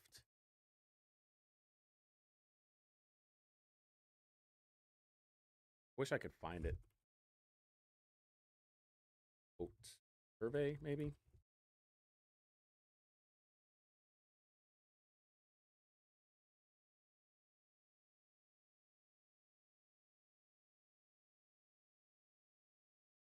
No, I kind of want to look at the old Ballotpedia. I saw Jamie Rittenhauer today. She was like so boots on the ground when she ran. The fact that she beat Curtis Hill is pretty crazy, to be honest with you. Suzanne Crouch.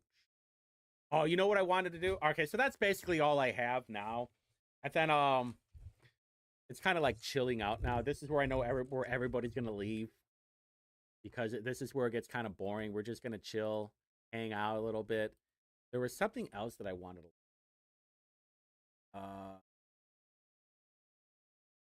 I was really curious on how Suzanne Crouch was acting before I want to go back last year towards the end of Senate.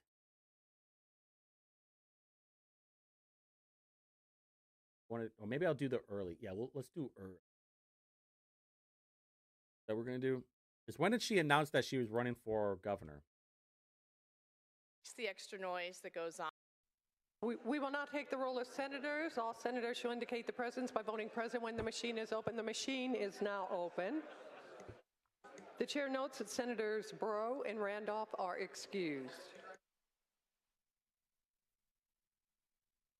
SB 74, SB 75, SB 76, SB 77, SB 78. Oh my God! Look at this. Oh no. Okay, we gotta talk about this right now. We gotta talk about this. Is a problem.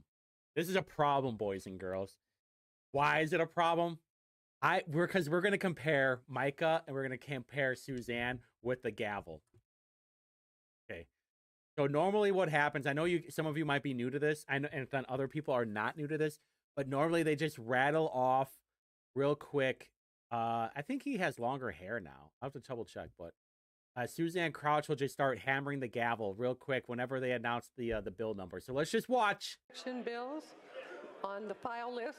Clerk will read file list number 1. Senate file list 1, SB 11, SB 12, SB 13, SB 14, SB 15, SB 16, SB 17, SB 18, SB 19, SB 20, SB 21, SB 22, SB 23, SB 24, SB 25, SB 26, SB 27, SB 28, SB 9, SB 30, SB 31, SB 32, SB 38, SB 34, SB 35, SB 36, SB 37, SB 38, SB 39, SB 40, SB 41, SB 42, SB 45, SB 44, SB 45, SB 47, SB 48, SB 49, SB 50, SB 51, SB 52, SB 53, SB 54, SB 55, SB 56, 57, SB 58, SB 59, SB 60, SB 61, SB 62, SB 63, SB 64, SB 5, 65, SB 67, SB 68, SB 69, SB 70, SB 71. She's not even hitting it anymore. SB 74, SB 75, SB 76, SB 77, SB 78, SB 79, SB 8, SB 81, SB 82, SB 3, SB 84. Look, she's not even hitting it anymore. All right, now let's look at Rod Bray. Actually, you know what? We will now move to bills. We will now move to the introduction of bills on the file list. SB 241. Oh yeah. Let's look at Rod Bray. I know you guys might be indifferent to Rod Bray. He's not even hitting it. You can't even hear it anymore. I want a firm hammer hit. That's what I want. I don't want any of this soft ass shit. All right, so let's watch Rod Bray in action. I'm gonna try and find the Michael one. We will now move to bills. We will now move to the introduction of bills on the file list.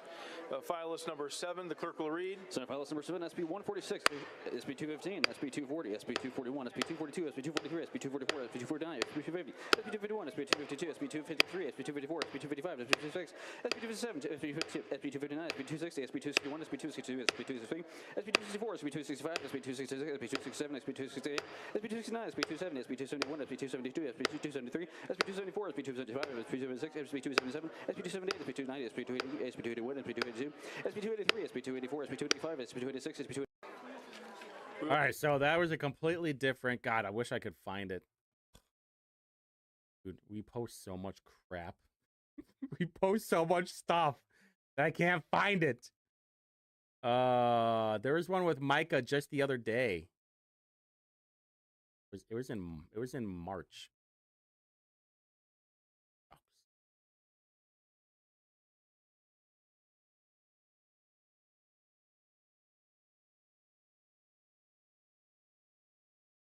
Oh, you gotta be kidding me. Can't find it.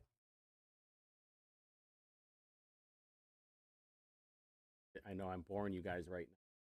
All right, let's just look for it together, all right? Let's just look for it together. Because I know we posted it. Because it always cracks me up of how fast some of these bills go. Or he's just like hammering the gavel.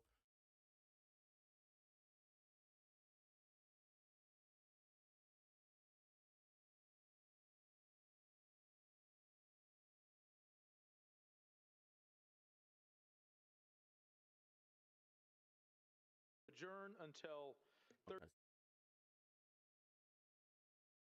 March, wasn't it?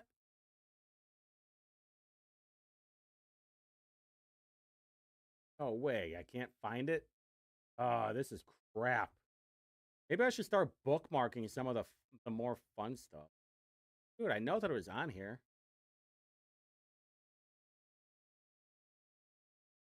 You guys even care? You guys probably don't even care, do you? Well, I care. You know what? I care. I want to find it. This is for me. This is for me, damn it. It was right when they came back, wasn't it?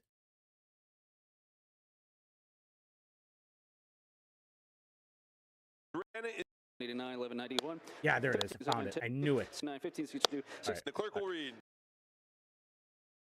Quorum is present and the Senate is ready for business. We'll now move to the introduction of bills on file list number 19. The clerk will read. Senate file list 19, HB 1272, HB 1521, 1666, 1677, 1779, 1680, 1681. All right. We will move through the introduction of bills on file list number 20. The clerk will read. Senate file list 20, HB 1065, 1174, 1194, 1222, 1297, 1559, 1562, 1608, 1630, 1660, 1663, 1689. All right, we will now move to file list number 21. You know, love or hate Micah, he does make things a little bit more entertaining. There was one, maybe it was this one. As is Senator Holman for an announcement.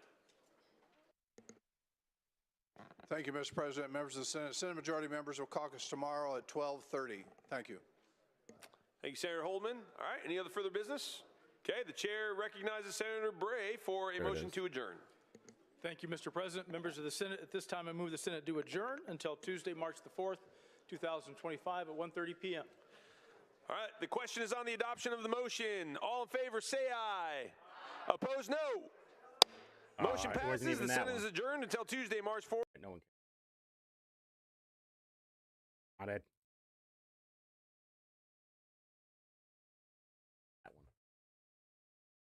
Senate, this time move, thank you, Mr. President, members of the Senate.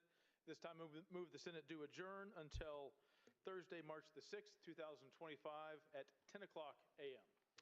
All right, the question is on the adoption of the motion. All in favor, say aye. Opposed, no. Motion passes. I want to see the first one though. The very first one Micah had was pretty funny. I think it was January 8th. Oh no. We have 5 messages from the House. Mr. President, and the Senate is ready for business.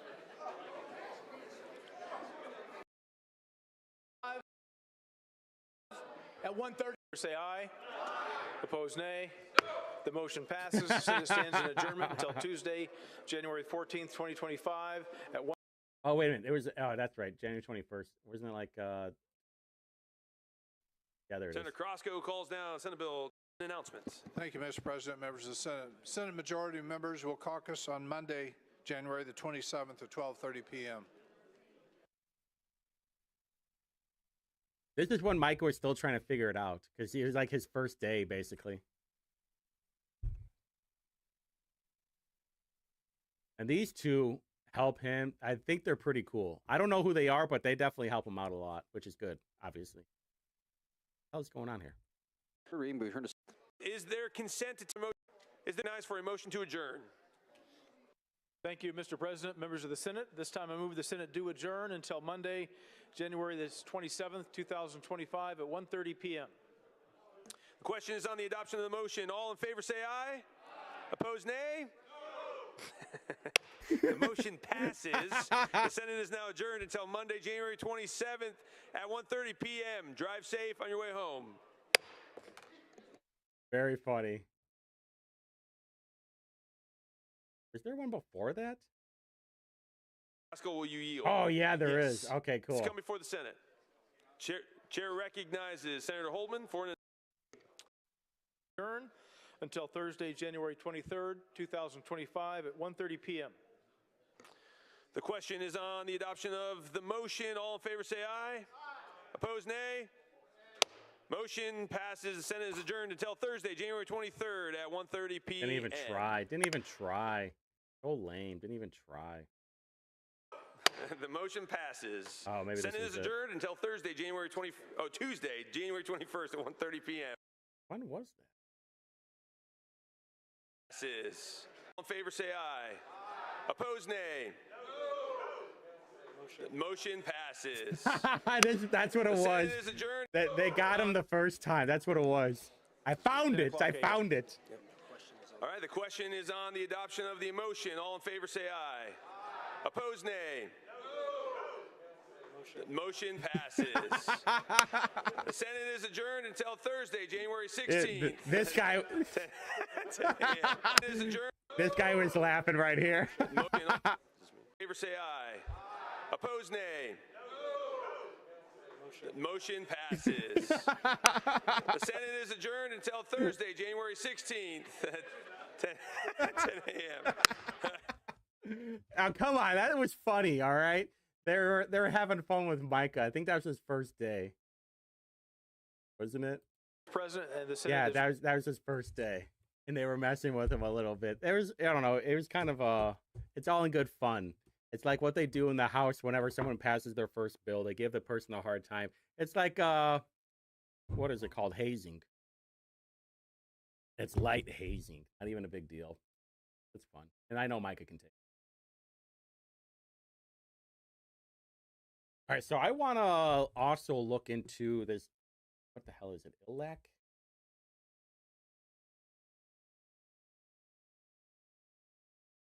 APAC.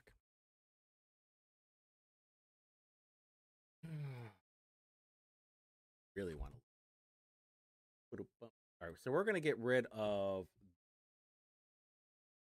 what? Let's see. Something. Ah, cool. I actually remembered it. What are we going to name this one? A whole lot of shit. A whole lot of shit. That's where we're going to save all the tabs as. Gentlemen, yields back. Bam. All right. What is Tiana's prosecutor attorney? Nonpartisan, independent state agency. 91 prosecuting attorney deputies. They are an sent me that. Hobby. Da-da-do.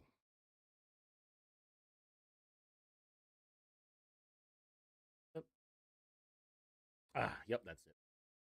All right, so that is the lobbyist roster. So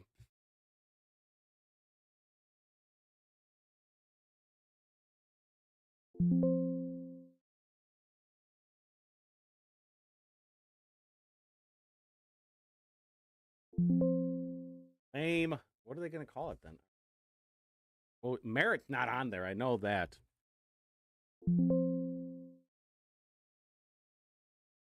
I need a.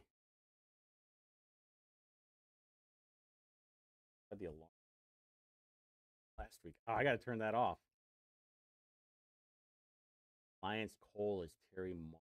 So Alliance, that's who it was. Alliance Cole and Hallador Energy got together and got reliable lobbyists.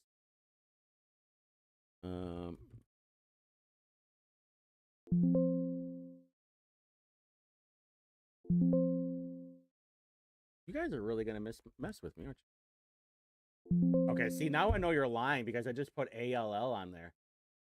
What the crap is that? So I literally have to just. You guys did that.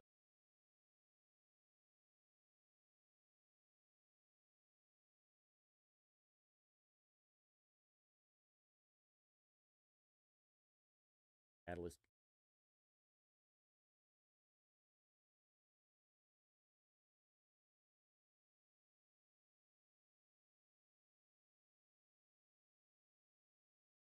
Prosecutor.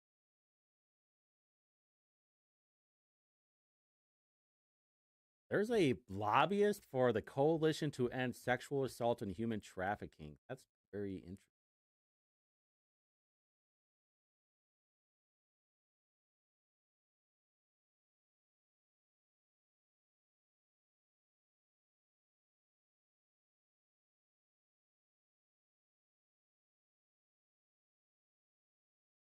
Kind of out.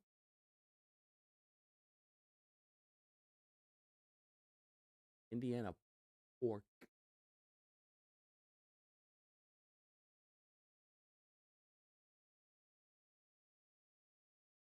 Why can't I do Control F, huh? Why can't I do that?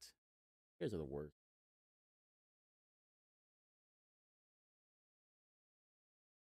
Secretary of State has their own lobbyist, huh? I didn't know that. Am I stupid? am I dumb? I did not know that. Wow, they all have their own lobbyist, huh? That's incredible. Huh. Public propane gas. Is that Hank Hill? Huh? Ugh, this is crap. There's no way I'm gonna be able to find it just by a Google search.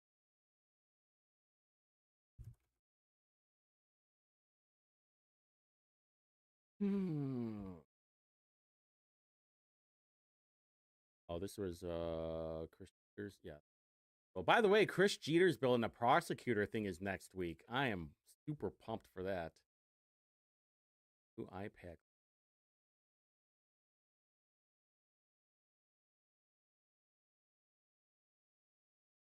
That, oh, wow, that's, hold on. Huh.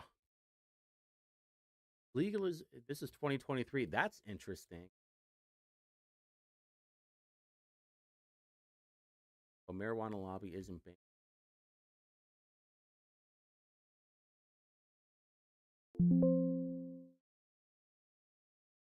They're against, wow, the Attorney's Council. Wait, that's not it.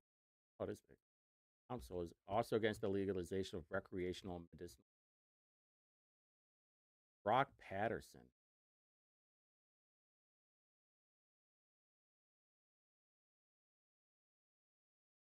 It calls like schizophrenic.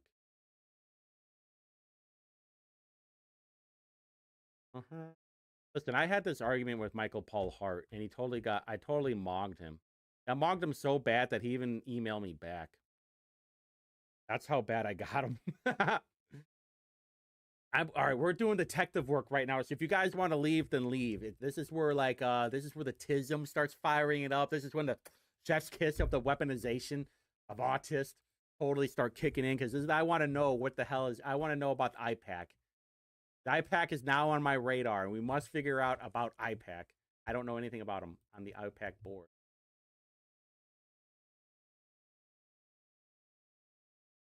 Because Whitney Peterson is not me.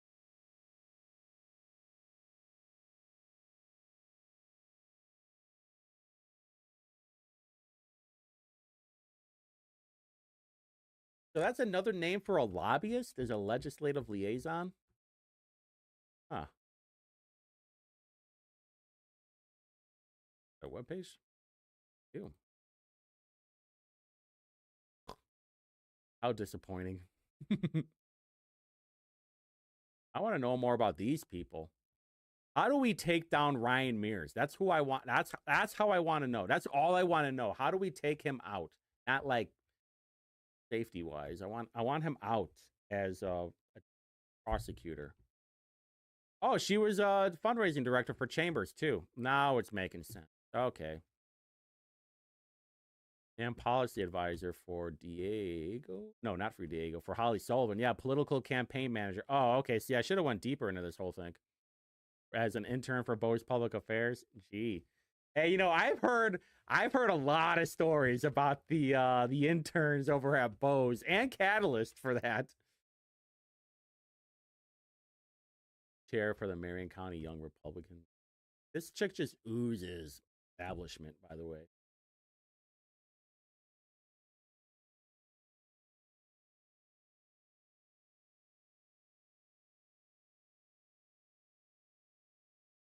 Posted anything? Doctor of Law. Wonderful.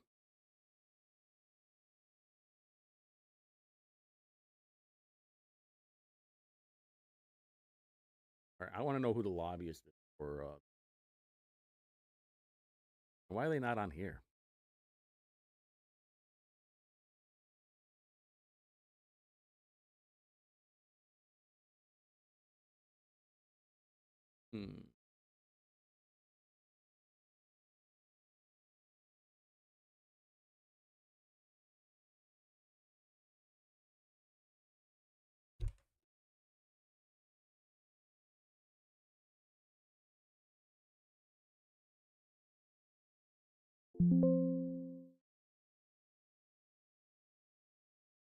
We know how to do a control find for this fucking thing. So lame.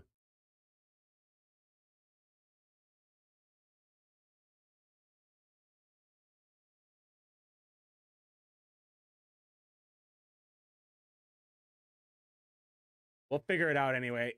Maybe we should ask Chat GPT, shall we? All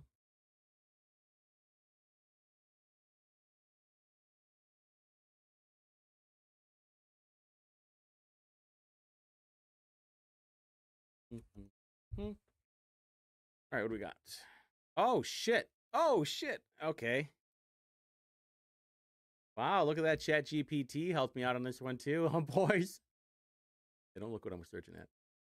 They employs Whitney Peterson as its legislative liaison, serving as the primary point of contact for legislative matters. Additionally, the Association of Indiana Prosecuting Attorneys Inc. has engaged the law firm Barnes and Nobles, you know what I'm saying? For lobbying services. Okay. All right. All right. Very interesting. What question should I ask? Tell me about the money. No. Been there since November 2024. So what? So what does that mean exactly then? What role is she going to play in this whole thing? We know what the other two are going to do. I don't exactly trust Matt Hills.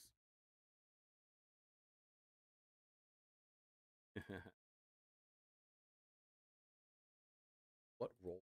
Let's see.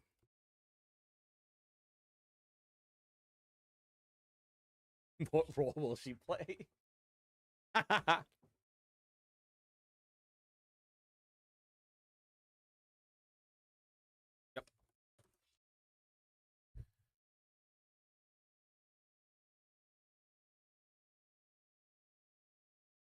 Oh, no shit. Oh, no kidding. Oh, that's why. That's fascinating. Okay, now all right. All right. I see. I'm connecting the dots here. I'm connecting the dots. All right. You know, I get it.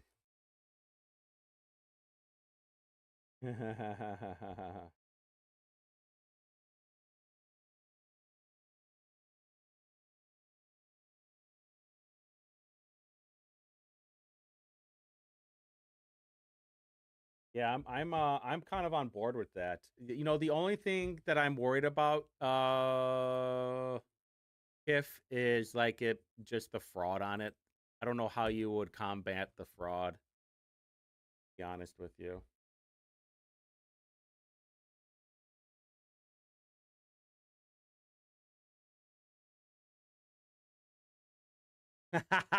Hey, you know what? Hey, if you need help with that, you know, people are listening, okay? But let me ask you, is that because of that with that she's the Whitney Peterson helping with the HB 1006? This is a solid bill. Yeah, you know, I got an axe to grind. Okay, so as a liaison for IPAC, Whitney Peterson is actively involved in advocating for and supporting legislative initiatives that impact prosecuting attorneys. So she is a legitimate protector. She is the shield. Boy, why is she in that position? It seems like she's in Marion County, but she is legitimately protecting Ryan Mears. Like, her job is to protect the prosecutors, which include Ryan Mears.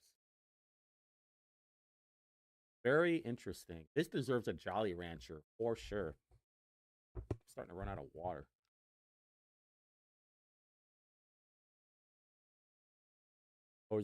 How do we make this in our favor though? How do we you know, I'm going to expose this obviously. How do I make this so everything falls? Let's see. Okay, so for those who don't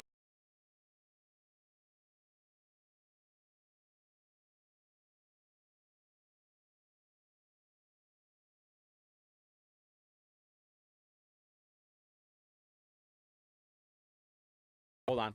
Can you hear me now?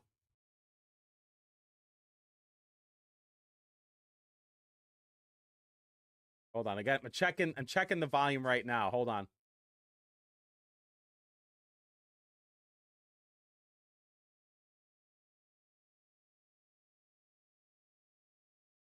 Okay. We're back.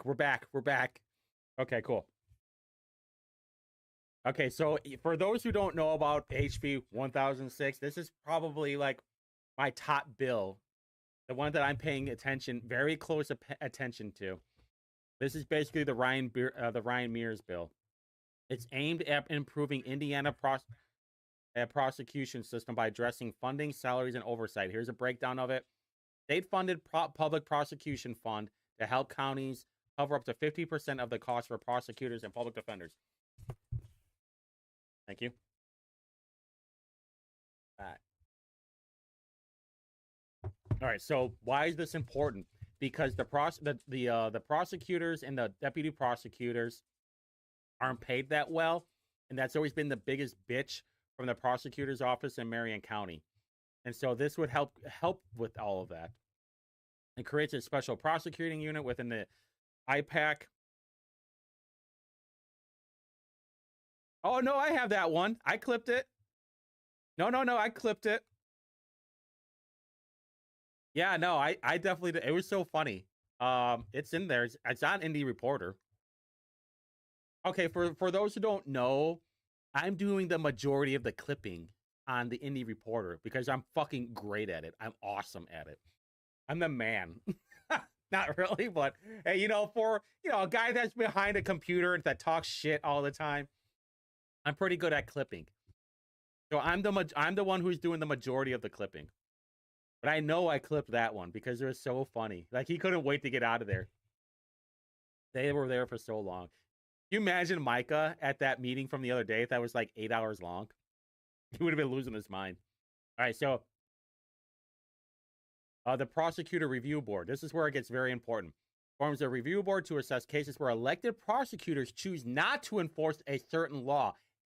Hey, is this not the funniest thing that they bring up marijuana possession? Because this is exactly what Ryan Mears does not want to prosecute.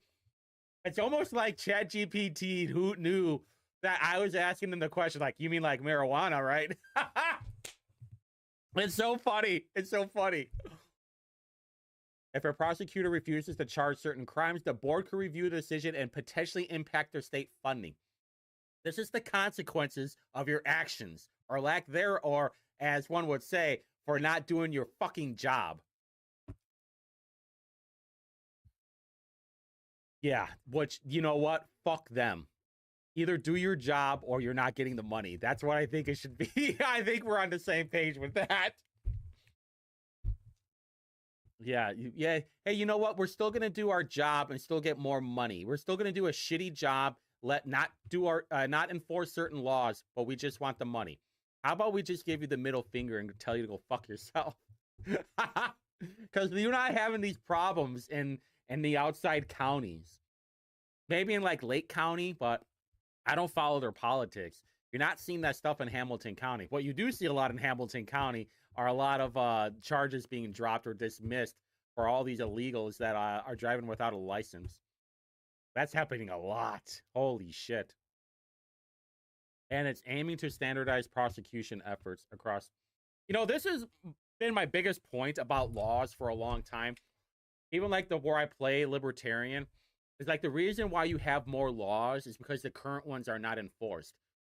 But I've as Alex Jones would say, I'm kind of retarded, and I don't understand legalese.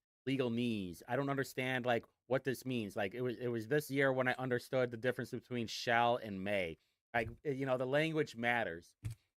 Because I don't read bills. I don't understand what, and I don't really pay attention now. I was like, just tell me what the bill is about, all right? And don't skimp on the details. Like, I want to know all this stuff. But like reading it doesn't really I'm a visual person. I'm a visual person, all right? Make like a pop-up book about it. This is where like ChatGPT, I think, excels pretty well. I'm sure there's things missing from it, but overall, this is what I understood from the bill. And this is what we know from Whitney Peterson. She is protecting Ryan Mears to make sure that Ryan Mears will still get more, and the prosecutor's office will get more money while still doing the garbage actions that they're doing, i.e.g. marijuana possession. It's so funny that ChatGPT knew what I was thinking. Good on him.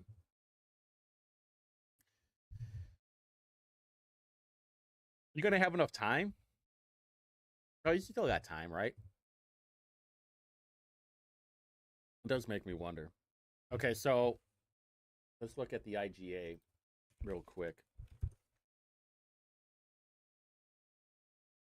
Because I think it was in no, it was in, I think it's Tuesday? Yeah, corrections and criminal law for the prosecutors for this one. Peter.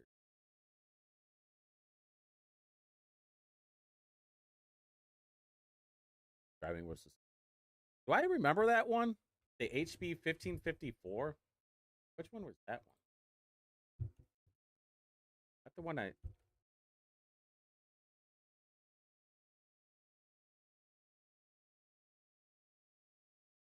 Oh man, that thing went right through, huh?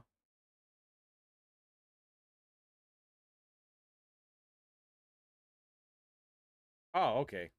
Boy, that thing went right through, huh? Holy shit. That like never happens. That's unbelievable. 88 yays. Second reading order engrossed. Oh, what was the committee?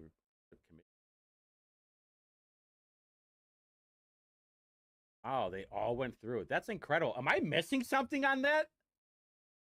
Seems like a good bill. Just that the penalty for an operating a motor vehicle while under lifetime forfeiture of driving level 6 felony if the forfeiture occurred before level 5 felony occurred after. Interesting. The bill provides clarification on felony penalties for individuals who operate a motor vehicle with a lifetime driving privilege suspension. That's so funny. Okay, so it seems like it's just cleaning shit up. But my part of my point on stuff like this and having this show that I know not a whole lot of you watch or listen to, or even like Indie Reporter, is trying to clarify some of this stuff. I'm sure, and try to make sure that the common man, the common woman understands what's going on, what it actually means. Like I was at this Tea Party thing today, and people were kind of like gooning over the SMRs and the nuclear tech. I was like, no, if you guys only knew, it's not bad, but like, I don't have 10 minutes to explain like Ed Soliday and Koch or Coach, whatever his name is, with all this energy stuff. And like, they're trying to fuck you over right now. Like the taxpayers are gonna have to fund their fuck ups, and like people don't understand. Like we're still 7 to 10 years away from any SMR coming online, which I saw something too about NewScale the other day on how they weren't doing that well. Is this guy Stephen Milani? No relation. Hopefully I can find it. Yeah, I think is this the guy? Yeah, it's this guy.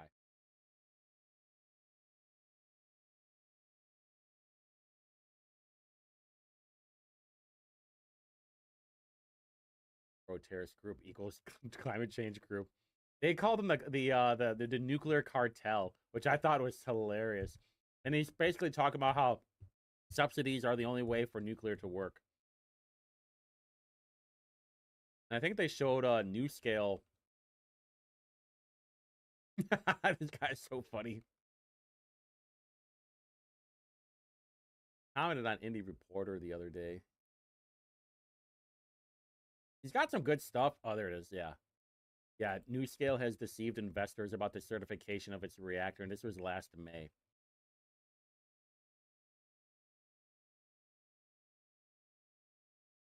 Yeah, the nuclear cartel is no different from the nonprofit cartel, and climate cartel is now rolling up. And, it's unfortunately, it's probably going to turn out to be a giant scam. Okay, so let's go back to this bill, though.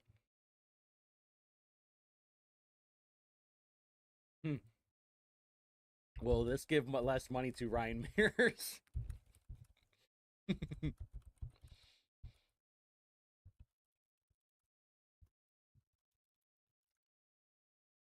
Yes.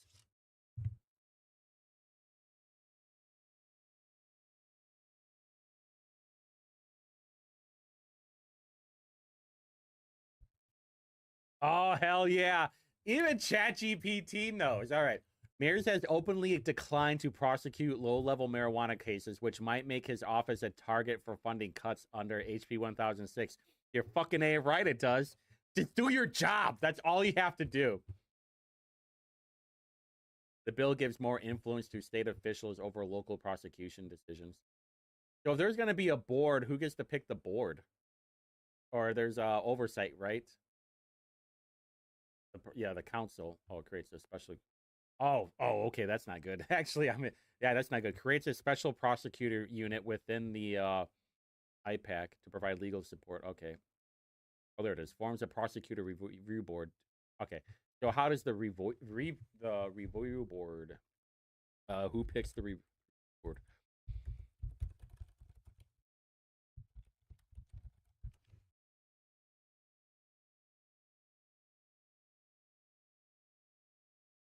Or will be under IPAC.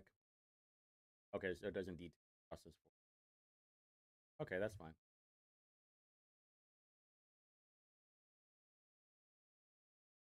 Problem is, like in Marion County, it's just full of a bunch of assholes that are going to help Brian Mears out.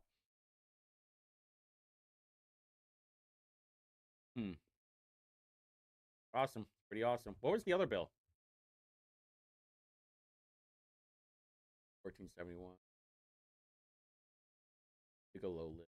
Isn't a gigolo a hooker? Or am I wrong? Huh? Yeah, that's what I thought. Deuce Bigelow, right? Tell me about 1471.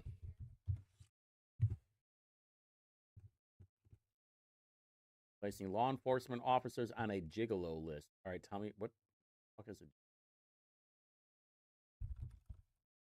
All I know is about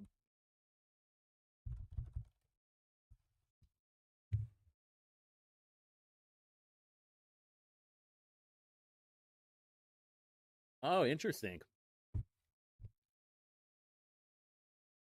Oh, okay. So what does it do? Bill set forth. Oh, I'll notify if they are placed on the list. Should we go back and look at this meeting where they had it? Oh, okay. Prosecuting provided civil immunity. I kind of want to see when they first talked about it. Yeah, you know what? Listen, I know you guys. This is what I do. Honestly, this is when I'm at the late nights and I crack myself a little Budweiser, or maybe I'll have a whiskey, maybe a margarita. This is what I'll do. I will fuel my rage of Abu, and I'll look up some stuff. I'm just kidding. I'm just hoping that after this, I don't have to hear.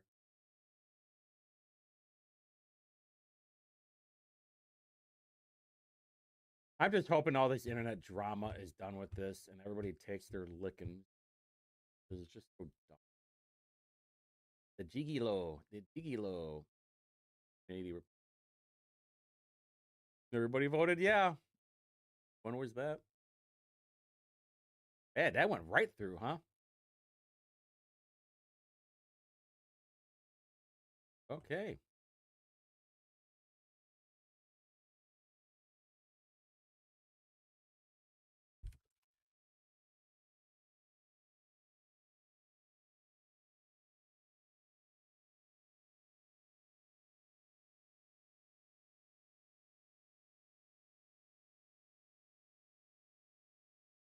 Introduction of members of the committee, and we will start with Representative Bauer.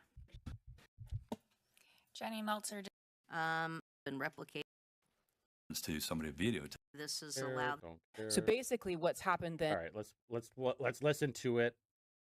That all. Oh, testify. No. Yes. There we go. Representative. There shows the rule of discussion. Representative. Representative Stierwald. Thank you, Madam Chairman, members of the committee.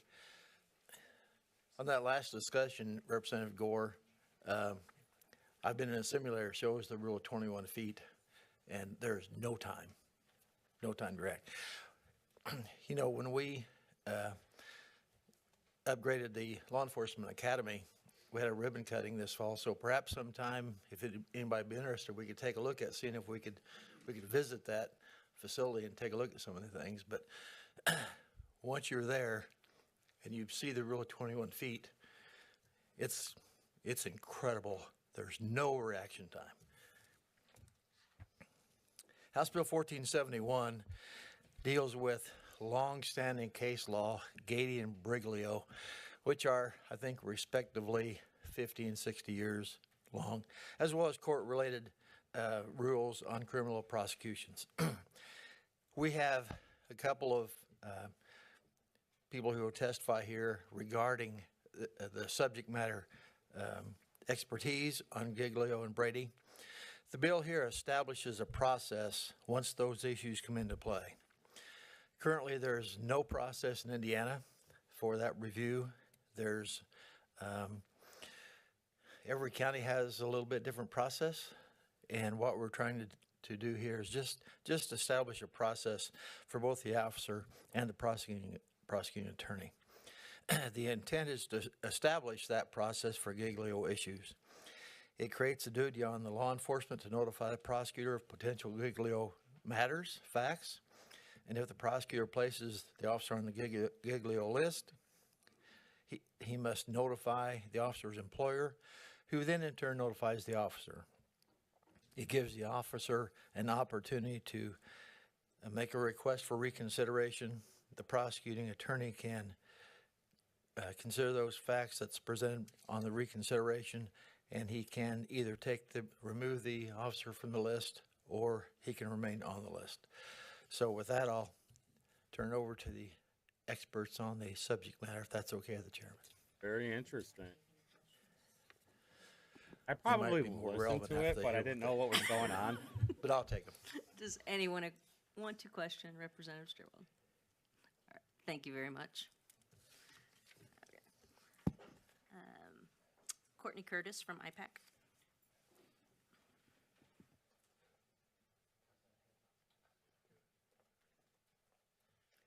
Thank you, Madam Chair, members of the committee. Good morning. My name is Courtney Curtis. I'm the Assistant Executive Director for the Indiana Prosecuting Attorneys Council.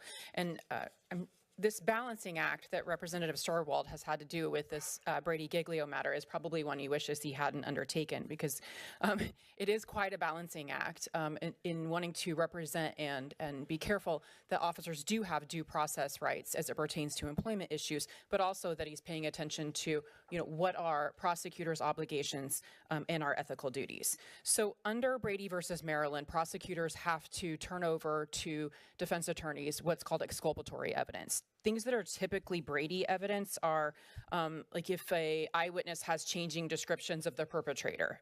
Maybe they described him as a 6'5" male versus a 5'11" male, or things like that that the defense attorney should need to know. Maybe the police or prosecutor discovered alibi evidence, or a phone ping places you too far away from the scene of the crime. That's considered Brady evidence.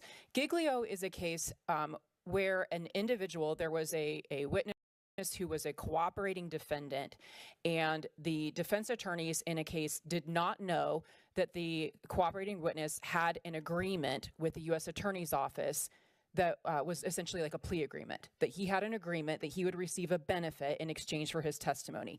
The defense attorneys did not know that, so they didn't cross-examine the witness about that. And the Court of Appeals held that the jury should have known that information when they evaluated that witness's testimony. So basically what's happened then with Giglio is that our Brady obligations extend not just to exculpatory evidence, but to— Yeah, I don't care. Okay, I get it. But they won't make millions of dollars, and they know paper. Oh. Thank you, Madam Chair, members of the committee. My name is Courtney Curtis. I'm the Assistant Executive Director for the Indiana Prosecuting Attorneys Council, and we rise in support of House Bill 1006. I want to say thank you to Representative Jeter for this thoughtful approach on this. Wait a minute. She's with IPAC, but she's okay with it? Wait a minute. How does, okay.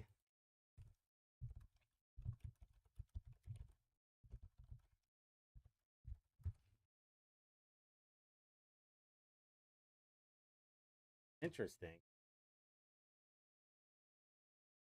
So IPAC has expressed support for 1006. IPAC testified in favor of the bill. That's interesting. Oh, that's interesting, right? I mean, that's kind of interesting.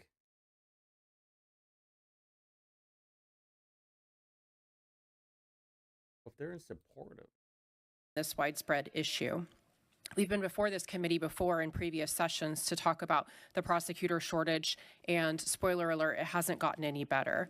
If we were to borrow the caseload standards of the Public Defender Commission, the Commission on Court-Appointed Attorneys, we would need over 400 prosecutors, additional prosecutors, in order to fill that void.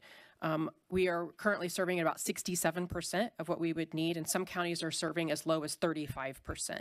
There are 26 counties in Indiana with job listings right now on the IPAC website, and applications to law schools applications to prosecutors' offices are down dramatically nationwide. In fact, there was an article published in the William and Mary Law School paper called The Prosecutor Vacancy Crisis, and it talks about how this is a crisis nationwide. It's because prosecuting is a hard job. It's very emotional. You will see people looking at lobbying to a year or admit their senior prosecutors on cases where the elected prosecutor has a conflict. There are a number of reasons why it's difficult to be a senior prosecutor. They don't have staff. Senior judges, if they work a certain amount of hours per month or per year, are eligible for benefits. That's not true for senior prosecutors. Okay. So there's also just less to attract them to that. So we have these offices that are already short-staffed, providing services for one another as special prosecutors. This unit... Representative Gore. Thank you, Madam Chair. I think we heard a synopsis of Plessy v. Ferguson. Are you familiar with Dred Scott? Somewhat. I just want your elevator version of... I remember this one. Holy shit, I totally remember this one. Wasn't there a black chick before this, though? Yeah, I remember this one. Maintaining the structure. They're totally wrong on this. So just full usage, Any other question? transport, and access there too. There's a Gore get totally Any other questions? All right, thank you very much. I know Courtney I Curtis clipped from this IPAC. one. Where is it? The Dred Scott decision. Oh, I it am. is. Could you give us a brief synopsis of it, please? Okay, so hold on. We gotta listen because it's so funny. Any questions? Representative Gore. Thank you, Madam Chair. Bernice, are you familiar with the Dred Scott decision? I am. Could you give us a brief synopsis of it, please? So the Dred Scott opinion is related to separate but equal usage of public transport and access thereto. Turns out she's wrong. Any other questions? All right, thank you very much. Courtney Curtis from IPAC.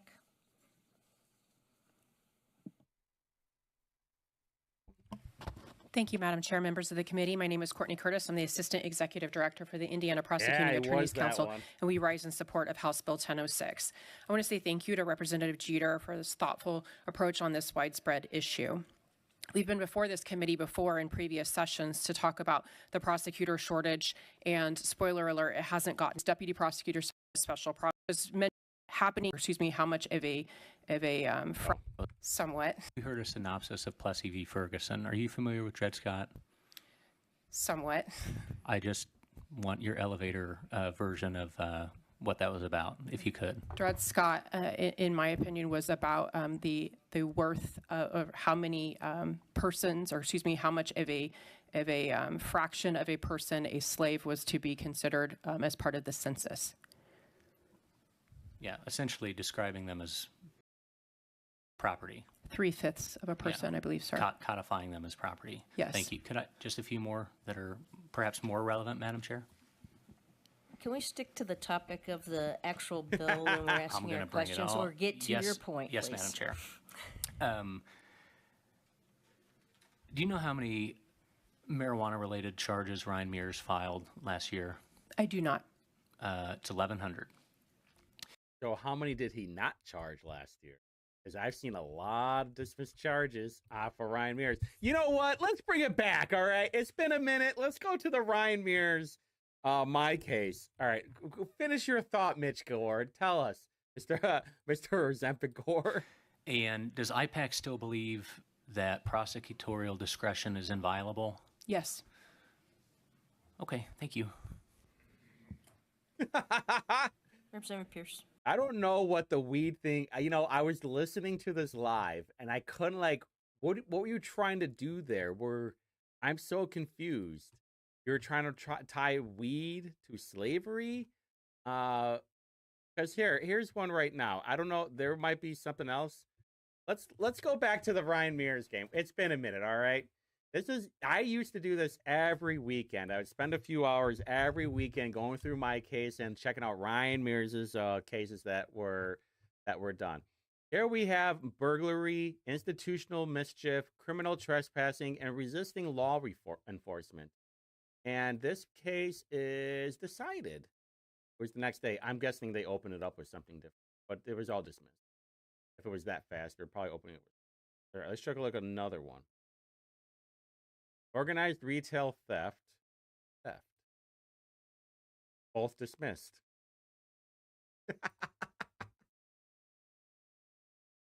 All right. Theft. Looks short. Dismissed. Let's see. There's two of them here with Davion Grays on the same day. These are felonies too, by the way. I don't care about the misdemeanor. Here's another one for theft. All right, so we got nothing. Got a plea by agreement. Got probation. 180-day probation. Go figure. Ah, crap.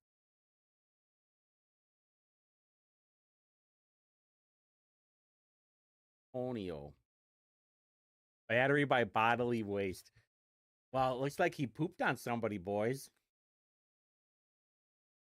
You got 2 plea by agreements.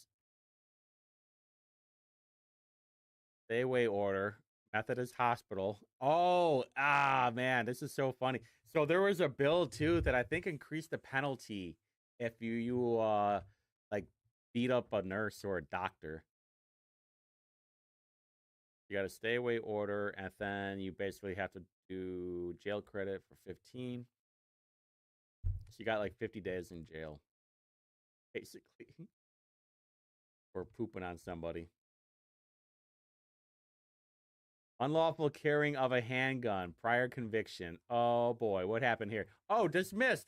Hey, Mr. Hard on Gun. All right, Jeffrey Lamont Cleveland. Let's take a gander at you. Hopefully inmate is working. I'm going to be fucking pissed. Not working is. Oh my God, it's not working today. I'm not on. It'll work on my laptop, but it will not work on this computer. So lame. All right, Jeffrey. We're going to check it out.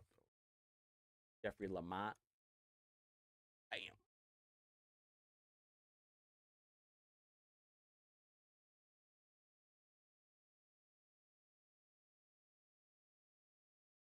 Oh, we're good. Holy jeez, look at this one, boys. Whoa, jeez. All right, this one might be going on Indie Reporter. Okay, so back in 2022, we had theft. And what the trial looks like. And got legally guilty, lesser included. Oh, that's awesome. He felony 1. All right, then he came back 3 years later, and boy, he's got 3 of them. I decided to... Probably attempted murder. Holy shit. Okay. So obviously this guy's probably in the news, right?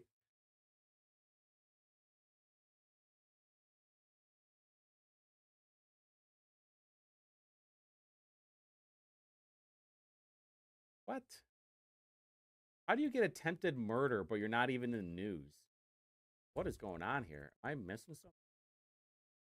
All right, here we go. Arrest made after January.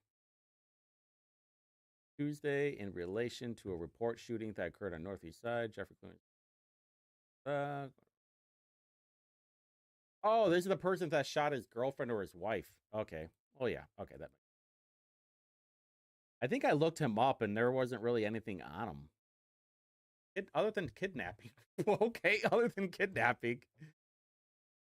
As if it's the same guy. Kidnapping, this is a basic kidnapping. What is basic kidnapping? No biggie. All right, next one. All right, now we got that one figured out. Let's do Gary Hammond. A good one.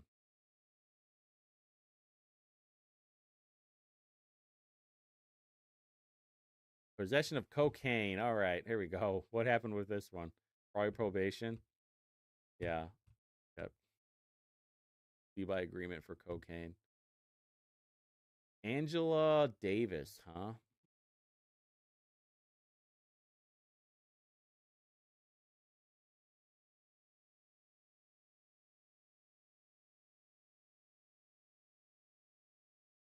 Do one more page.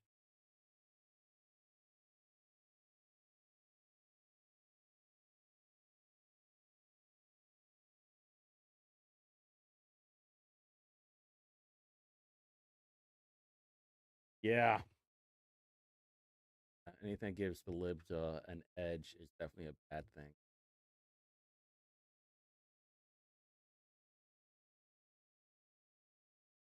This is crazy. Theft has a prior conviction for either theft or conversion.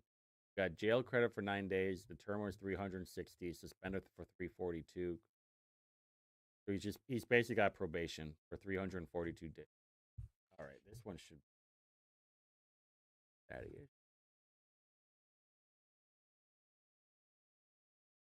Holy. Oh boy. Oh boy. Started back in 2021.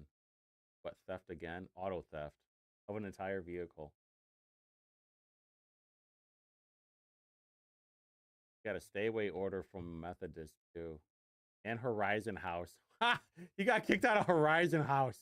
That's funny.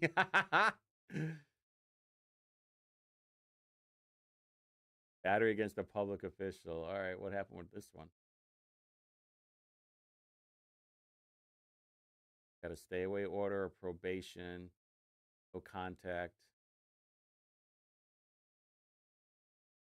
So basically nothing. He got probation. Basically probation for a year. That's awesome. Awesome. And this time he got theft and unauthorized entry of a vehicle for nothing, for probation. For fucking probation. The guy keeps stealing shit, but nothing's happening. At first he was a low level. Just intimidation, a little paraphernalia. Criminal trespassing. Oh, fuck, I love it. God, this city is awful. Yeah, I keep saying that we need to put the homeless people in a pen. Like, like the velociraptors in Jurassic Park. We just need to put them in a pen. We need to put cameras all over the place. And then we'll just charge people. We'll just stream it live. And then we'll charge people to watch the stream. Because you're going to see someone like the most the most worst shit ever. We'll make sure like people aren't getting beat up. There's not like bump fights or anything. And there's no rapes going on. But like, they're just going to be defecating everywhere. This is how you get them clean too, by the way. You just let them clean out inside the cage, in the pen. I think it's a revolutionary idea. I don't see why it couldn't work. That would be my idea if I ever ran for mayor. Because one of the questions will always be well, how do you, what are you going to do about the homeless? Well, we're going to put them in a fucking cage and we're going to let them battle it out. That's what we're going to do. We don't have any time for them anymore. They're ODing right across the street from the Julia Carson Transit Center. They're taking dookies right on the sidewalk. They're jerking off on the steps of a church. Oh, look, failure to register as a sex offender. And resisting law enforcement. Hey, he only got $1,000 cash bond, though. Of course, that's a bond for $1,000. Not bad. And he got a 1-year probation. This motherfucker.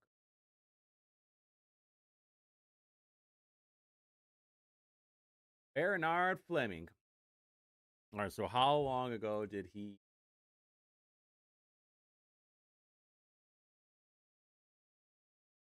Need to go find him, hang him from his thumbs.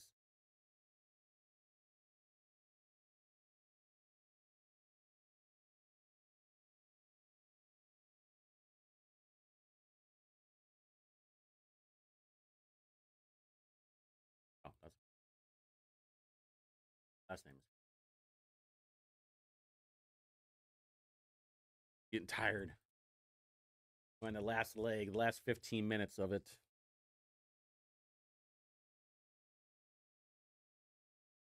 Domestic battery in the presence of a child. Failure of a sex offender to possess identification. Where's the big one? That's what I want to see. Failure to register as a sex offender. How long ago did he...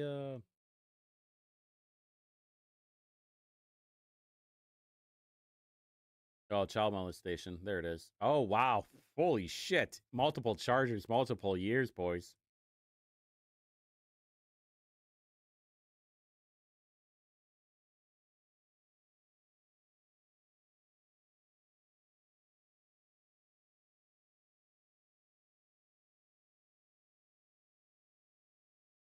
Oh, he was in jail for 246 days. And he was going to spend... Yeah, then he got 3 years. Okay. So he got his shit pushed in for 3 years. He comes back out in 2019, 2018, give or take.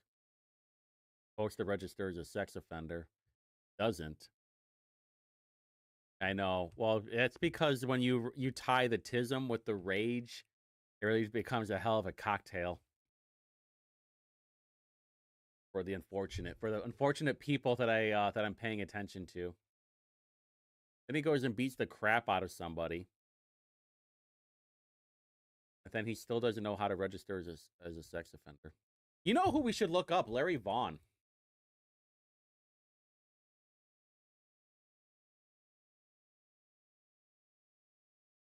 A-U.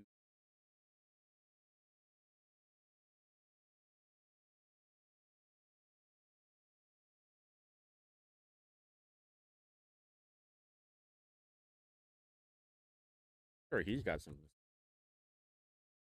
All right, here we go. That's Hendricks County. Civil. Marion, Hamilton, civil, felony. Forgery. To defraud. Oh, that's not him. That's a white dude. Larry Vaughn isn't white. What are we doing here? I mean, he might have done some shady stuff.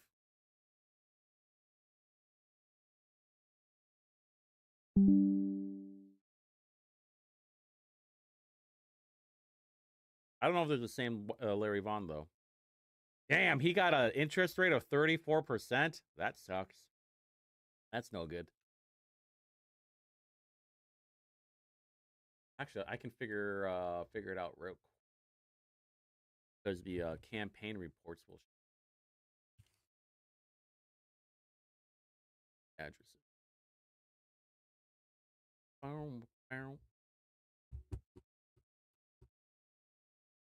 Oh, get in that ass, Larry.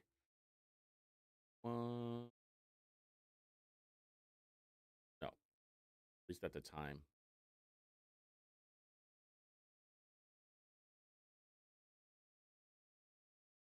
Wait a minute. He ran for mayor twice. Oh, he still works there. Okay. Nope, that's not the same guy. Hey, maybe Larry Vaughn is clean. You know? Maybe he's just living his life.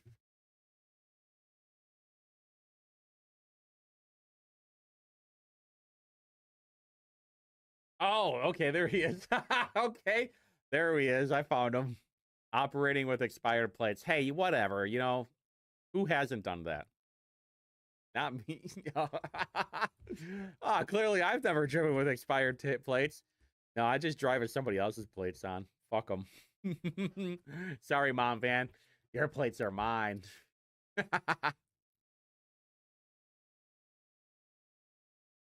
right. What was I doing?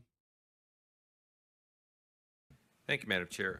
Following up on that, I wanted to talk just about the mechanics of this review board. Yes, sir. And so the way we're writing the statute, it says upon receipt of information that public declaration has been made by. I don't care. I want to see when we were in on the Over from the House floor, Midwest to baby. come to Indiana for our trail. Some reading in this. Contained in economic. We should healthiest. We 65. They just went on forever. Different.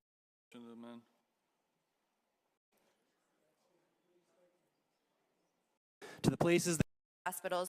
I appreciate you. Government. This India, though, motherfucker who- right here, this guy Andrada, I saw him at, I think it was in the House and Ways Committee, and he's talking to some kid, and he like speaks in 3 different languages of just saying hello. He's like, you see that? I spoke to you in 3 different languages. Diversity is good. Like, shut the fuck up. You're getting deported. What unlock things? Amendment. All those in favor say aye.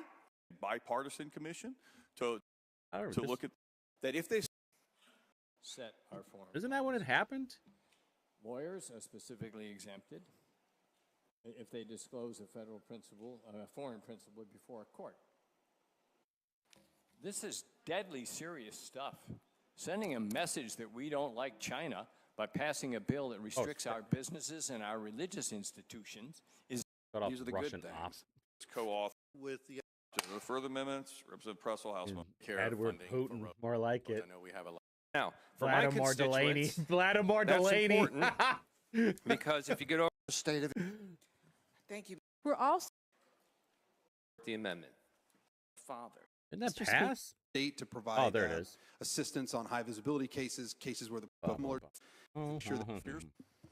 Thank you, Mr. Speaker, ladies and gentlemen of the House. Representative Jeter, I wanted to kind of pick up on the conversation we had on second about the kind of middle part of the bill, which deals with, I guess we're calling them recalcitrant prosecutors, basically prosecutors who say they will not enforce some category of laws or something. And so I wanted to ask, so the goal of that section, your intent is to make sure that we never have a prosecutor who says, I will not prosecute this statute or this particular set of statutes. Is that the goal of that section? I think the goal is that they will not categorically refuse to prosecute certain criminal laws. And I know that yesterday you were, because I was wondering, I guess we had one example of one prosecutor here who said that they wouldn't prosecute marijuana possession by itself. But I remember you gave the example of a Boston prosecutor who had a number of laws they wouldn't prosecute. Did I hear that correctly on second? Yeah, there's been several big cities: Boston, New York, L.A., Philadelphia. Okay. Yeah. I wonder, are you equally concerned about President Trump's dictate that the Foreign Corrupt Practices Act not be enforced by the U.S. Justice Department? I honestly am not familiar with that action, so I can't comment on it. I haven't seen that. Okay, so you're worried about the prosecutors in Democratic cities, but not so much up to speed on the Republican president. Well, I can't comment on that because I don't know anything about it, but I am concerned about non-prosecution of the law anywhere, to be frank. Okay. All right, thank you. Permission to speak.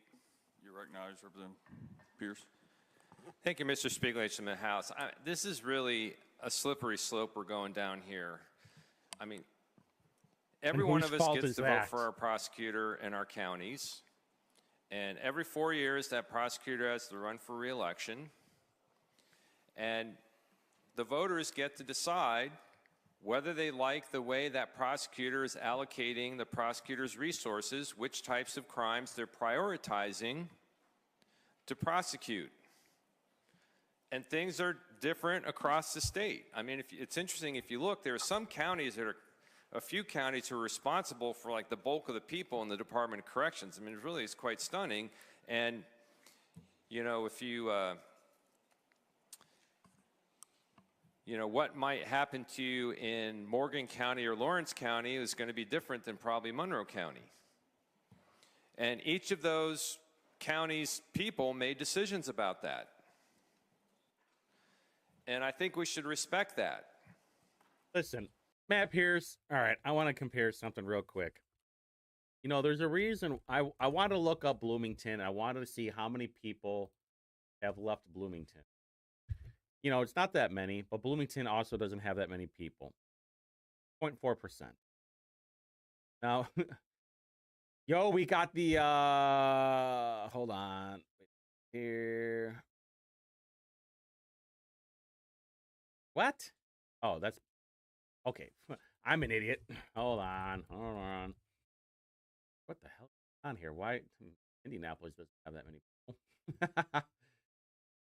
I still wish we had the 2024 numbers, the actual numbers. Okay, so we've lost, I mean, according to Division 0 people, we have lost over 10,000 people in Indianapolis from 2020 to 2024. And from Bloomington, they've lost what? I don't know, a couple hundred people. That's it. Not that many, really.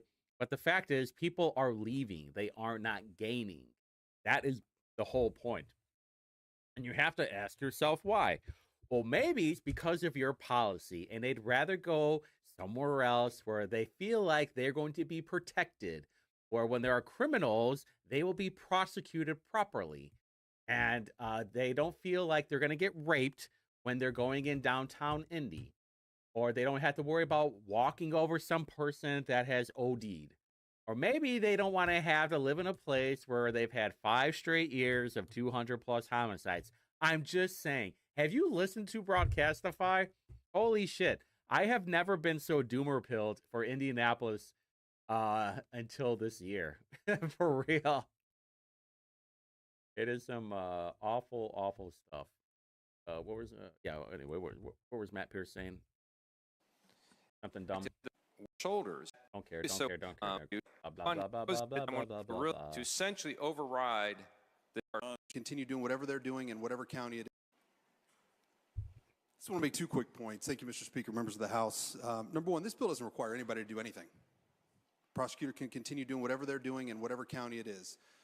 It just simply says if we're going to put state money into that county, then we expect the law to be followed and prosecuted. And I would just add that, you know, if a prosecutor categorically does not enforce the law, let's just be very frank. They're acting in our place. They're a super legislator. And there may be parts of the law in this state that none of us like, but we all would agree, I think, that it's our job to make the law, and it's their job to enforce it. I'd ask for your support. Question is on file. Pass the bill. All those in favor will. Machines open, vote aye. Those opposed will vote no. Anyway, it passed. Like, eat it, fucking Democrats. Where's Moed there? That little bitch boy he voted no. Fuck him. Fuck him. All right. I'm going to look more into this IPAC thing, but it sure is starting to look like, I mean, we know that it's a problem for sure. It is interesting, though, that they supported it, but it also looks like they're like it's kind of like a union where, is that what it is? Can IPAC like a union?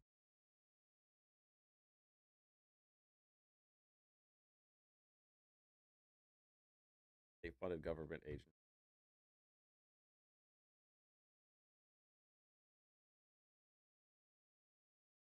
Oh, okay.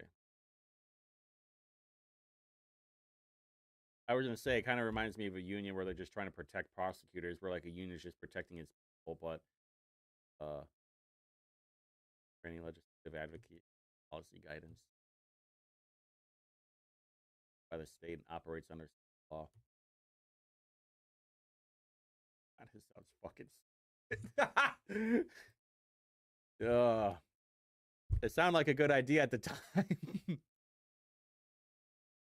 Okay, yeah, so it doesn't, yeah, that's what I was saying. It kind of protects the prosecutors. It assists them by offering legal training, legislative advocacy, policy guidance, not in the way that it pays them, negotiate salaries and all. I think most of the people have their own policy and advocacy. Provides education of best practices for prosecutors. Hey, how do I make sure that I don't get in trouble? Supports for prosecutors. Helps local prosecutors with case law updates and legal strategies. You know, does IPAC pay? IPAC have pay legislators? They're lobbyist group, right? Those, right? Give donations.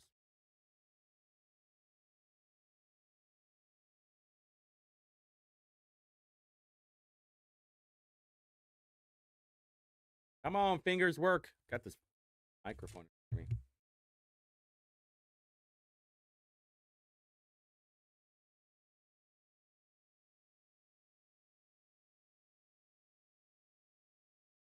Annually honors legislators for their contributions to public safety. Yep, heck.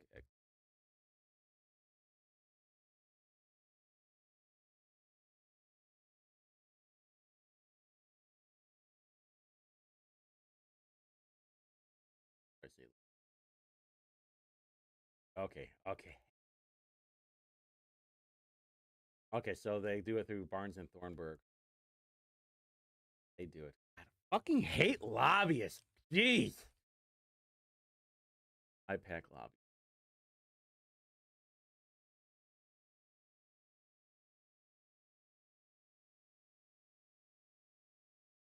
Is it just Barnes and Thornburg? Fucking get it. Yeah, we know. We know.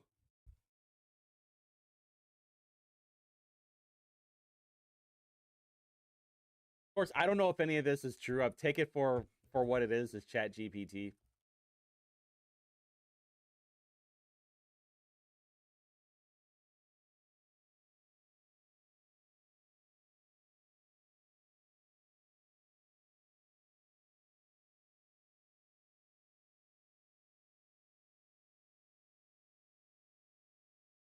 I must know. I must know.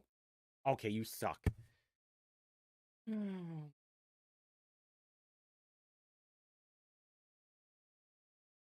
Oh, they're not publicly disclosed. That's why. Yeah, you think IPAC is going to email me back? Well, that's what I tried. I tried the Indiana Lobby Registration Commissioner's Resources. Isn't that what this is? I mean, for fuck's sake, man. This is what I'm trying to do.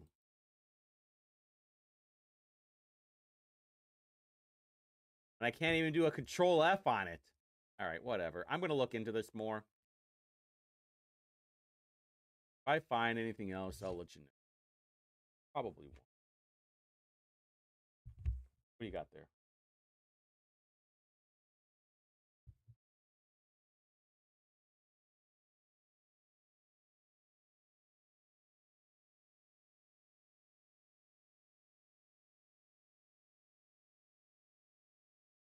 Which one is that for?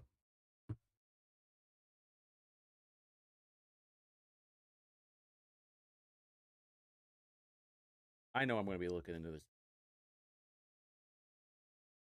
I'm a maniac. Got to be an easier way of doing it, right? IPAC training? We got sample agenda.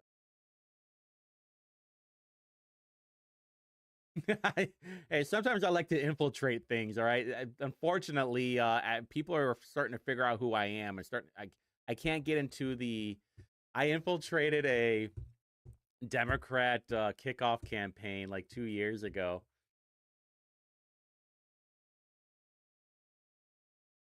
And they kind of they knew who I was.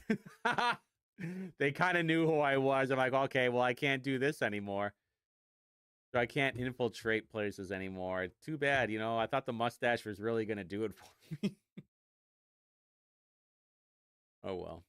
All right, boys and girls. It's late. It's late. I'll be researching some more of this. If you guys want to help me out with any information on trying to figure out who the other lobbies are, that'd be kind of cool. I'm just trying to connect some of the dots, you know. It'll help with Indie Reporter, too. Problem is, like, when you're trying to explain things to normies, normal people who aren't into the sector and don't go deep diving in this shit, it's really hard to explain like how bad it really is. You try to give them like little bite-sized things of it so they can eat it. They do the noms real good. Yeah, just saying. I was gonna say, do I just do blackface? But I'm sure that'll get me in trouble. Probably not a good idea, right? Barnes and Thornburg gives a lot of money to people too. Not that it means anything.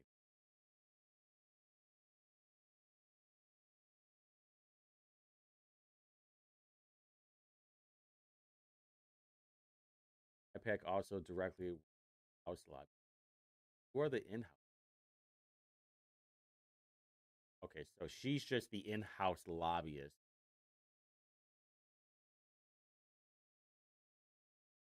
There are still some like minor details I'm trying to work out. All right, boys and girls.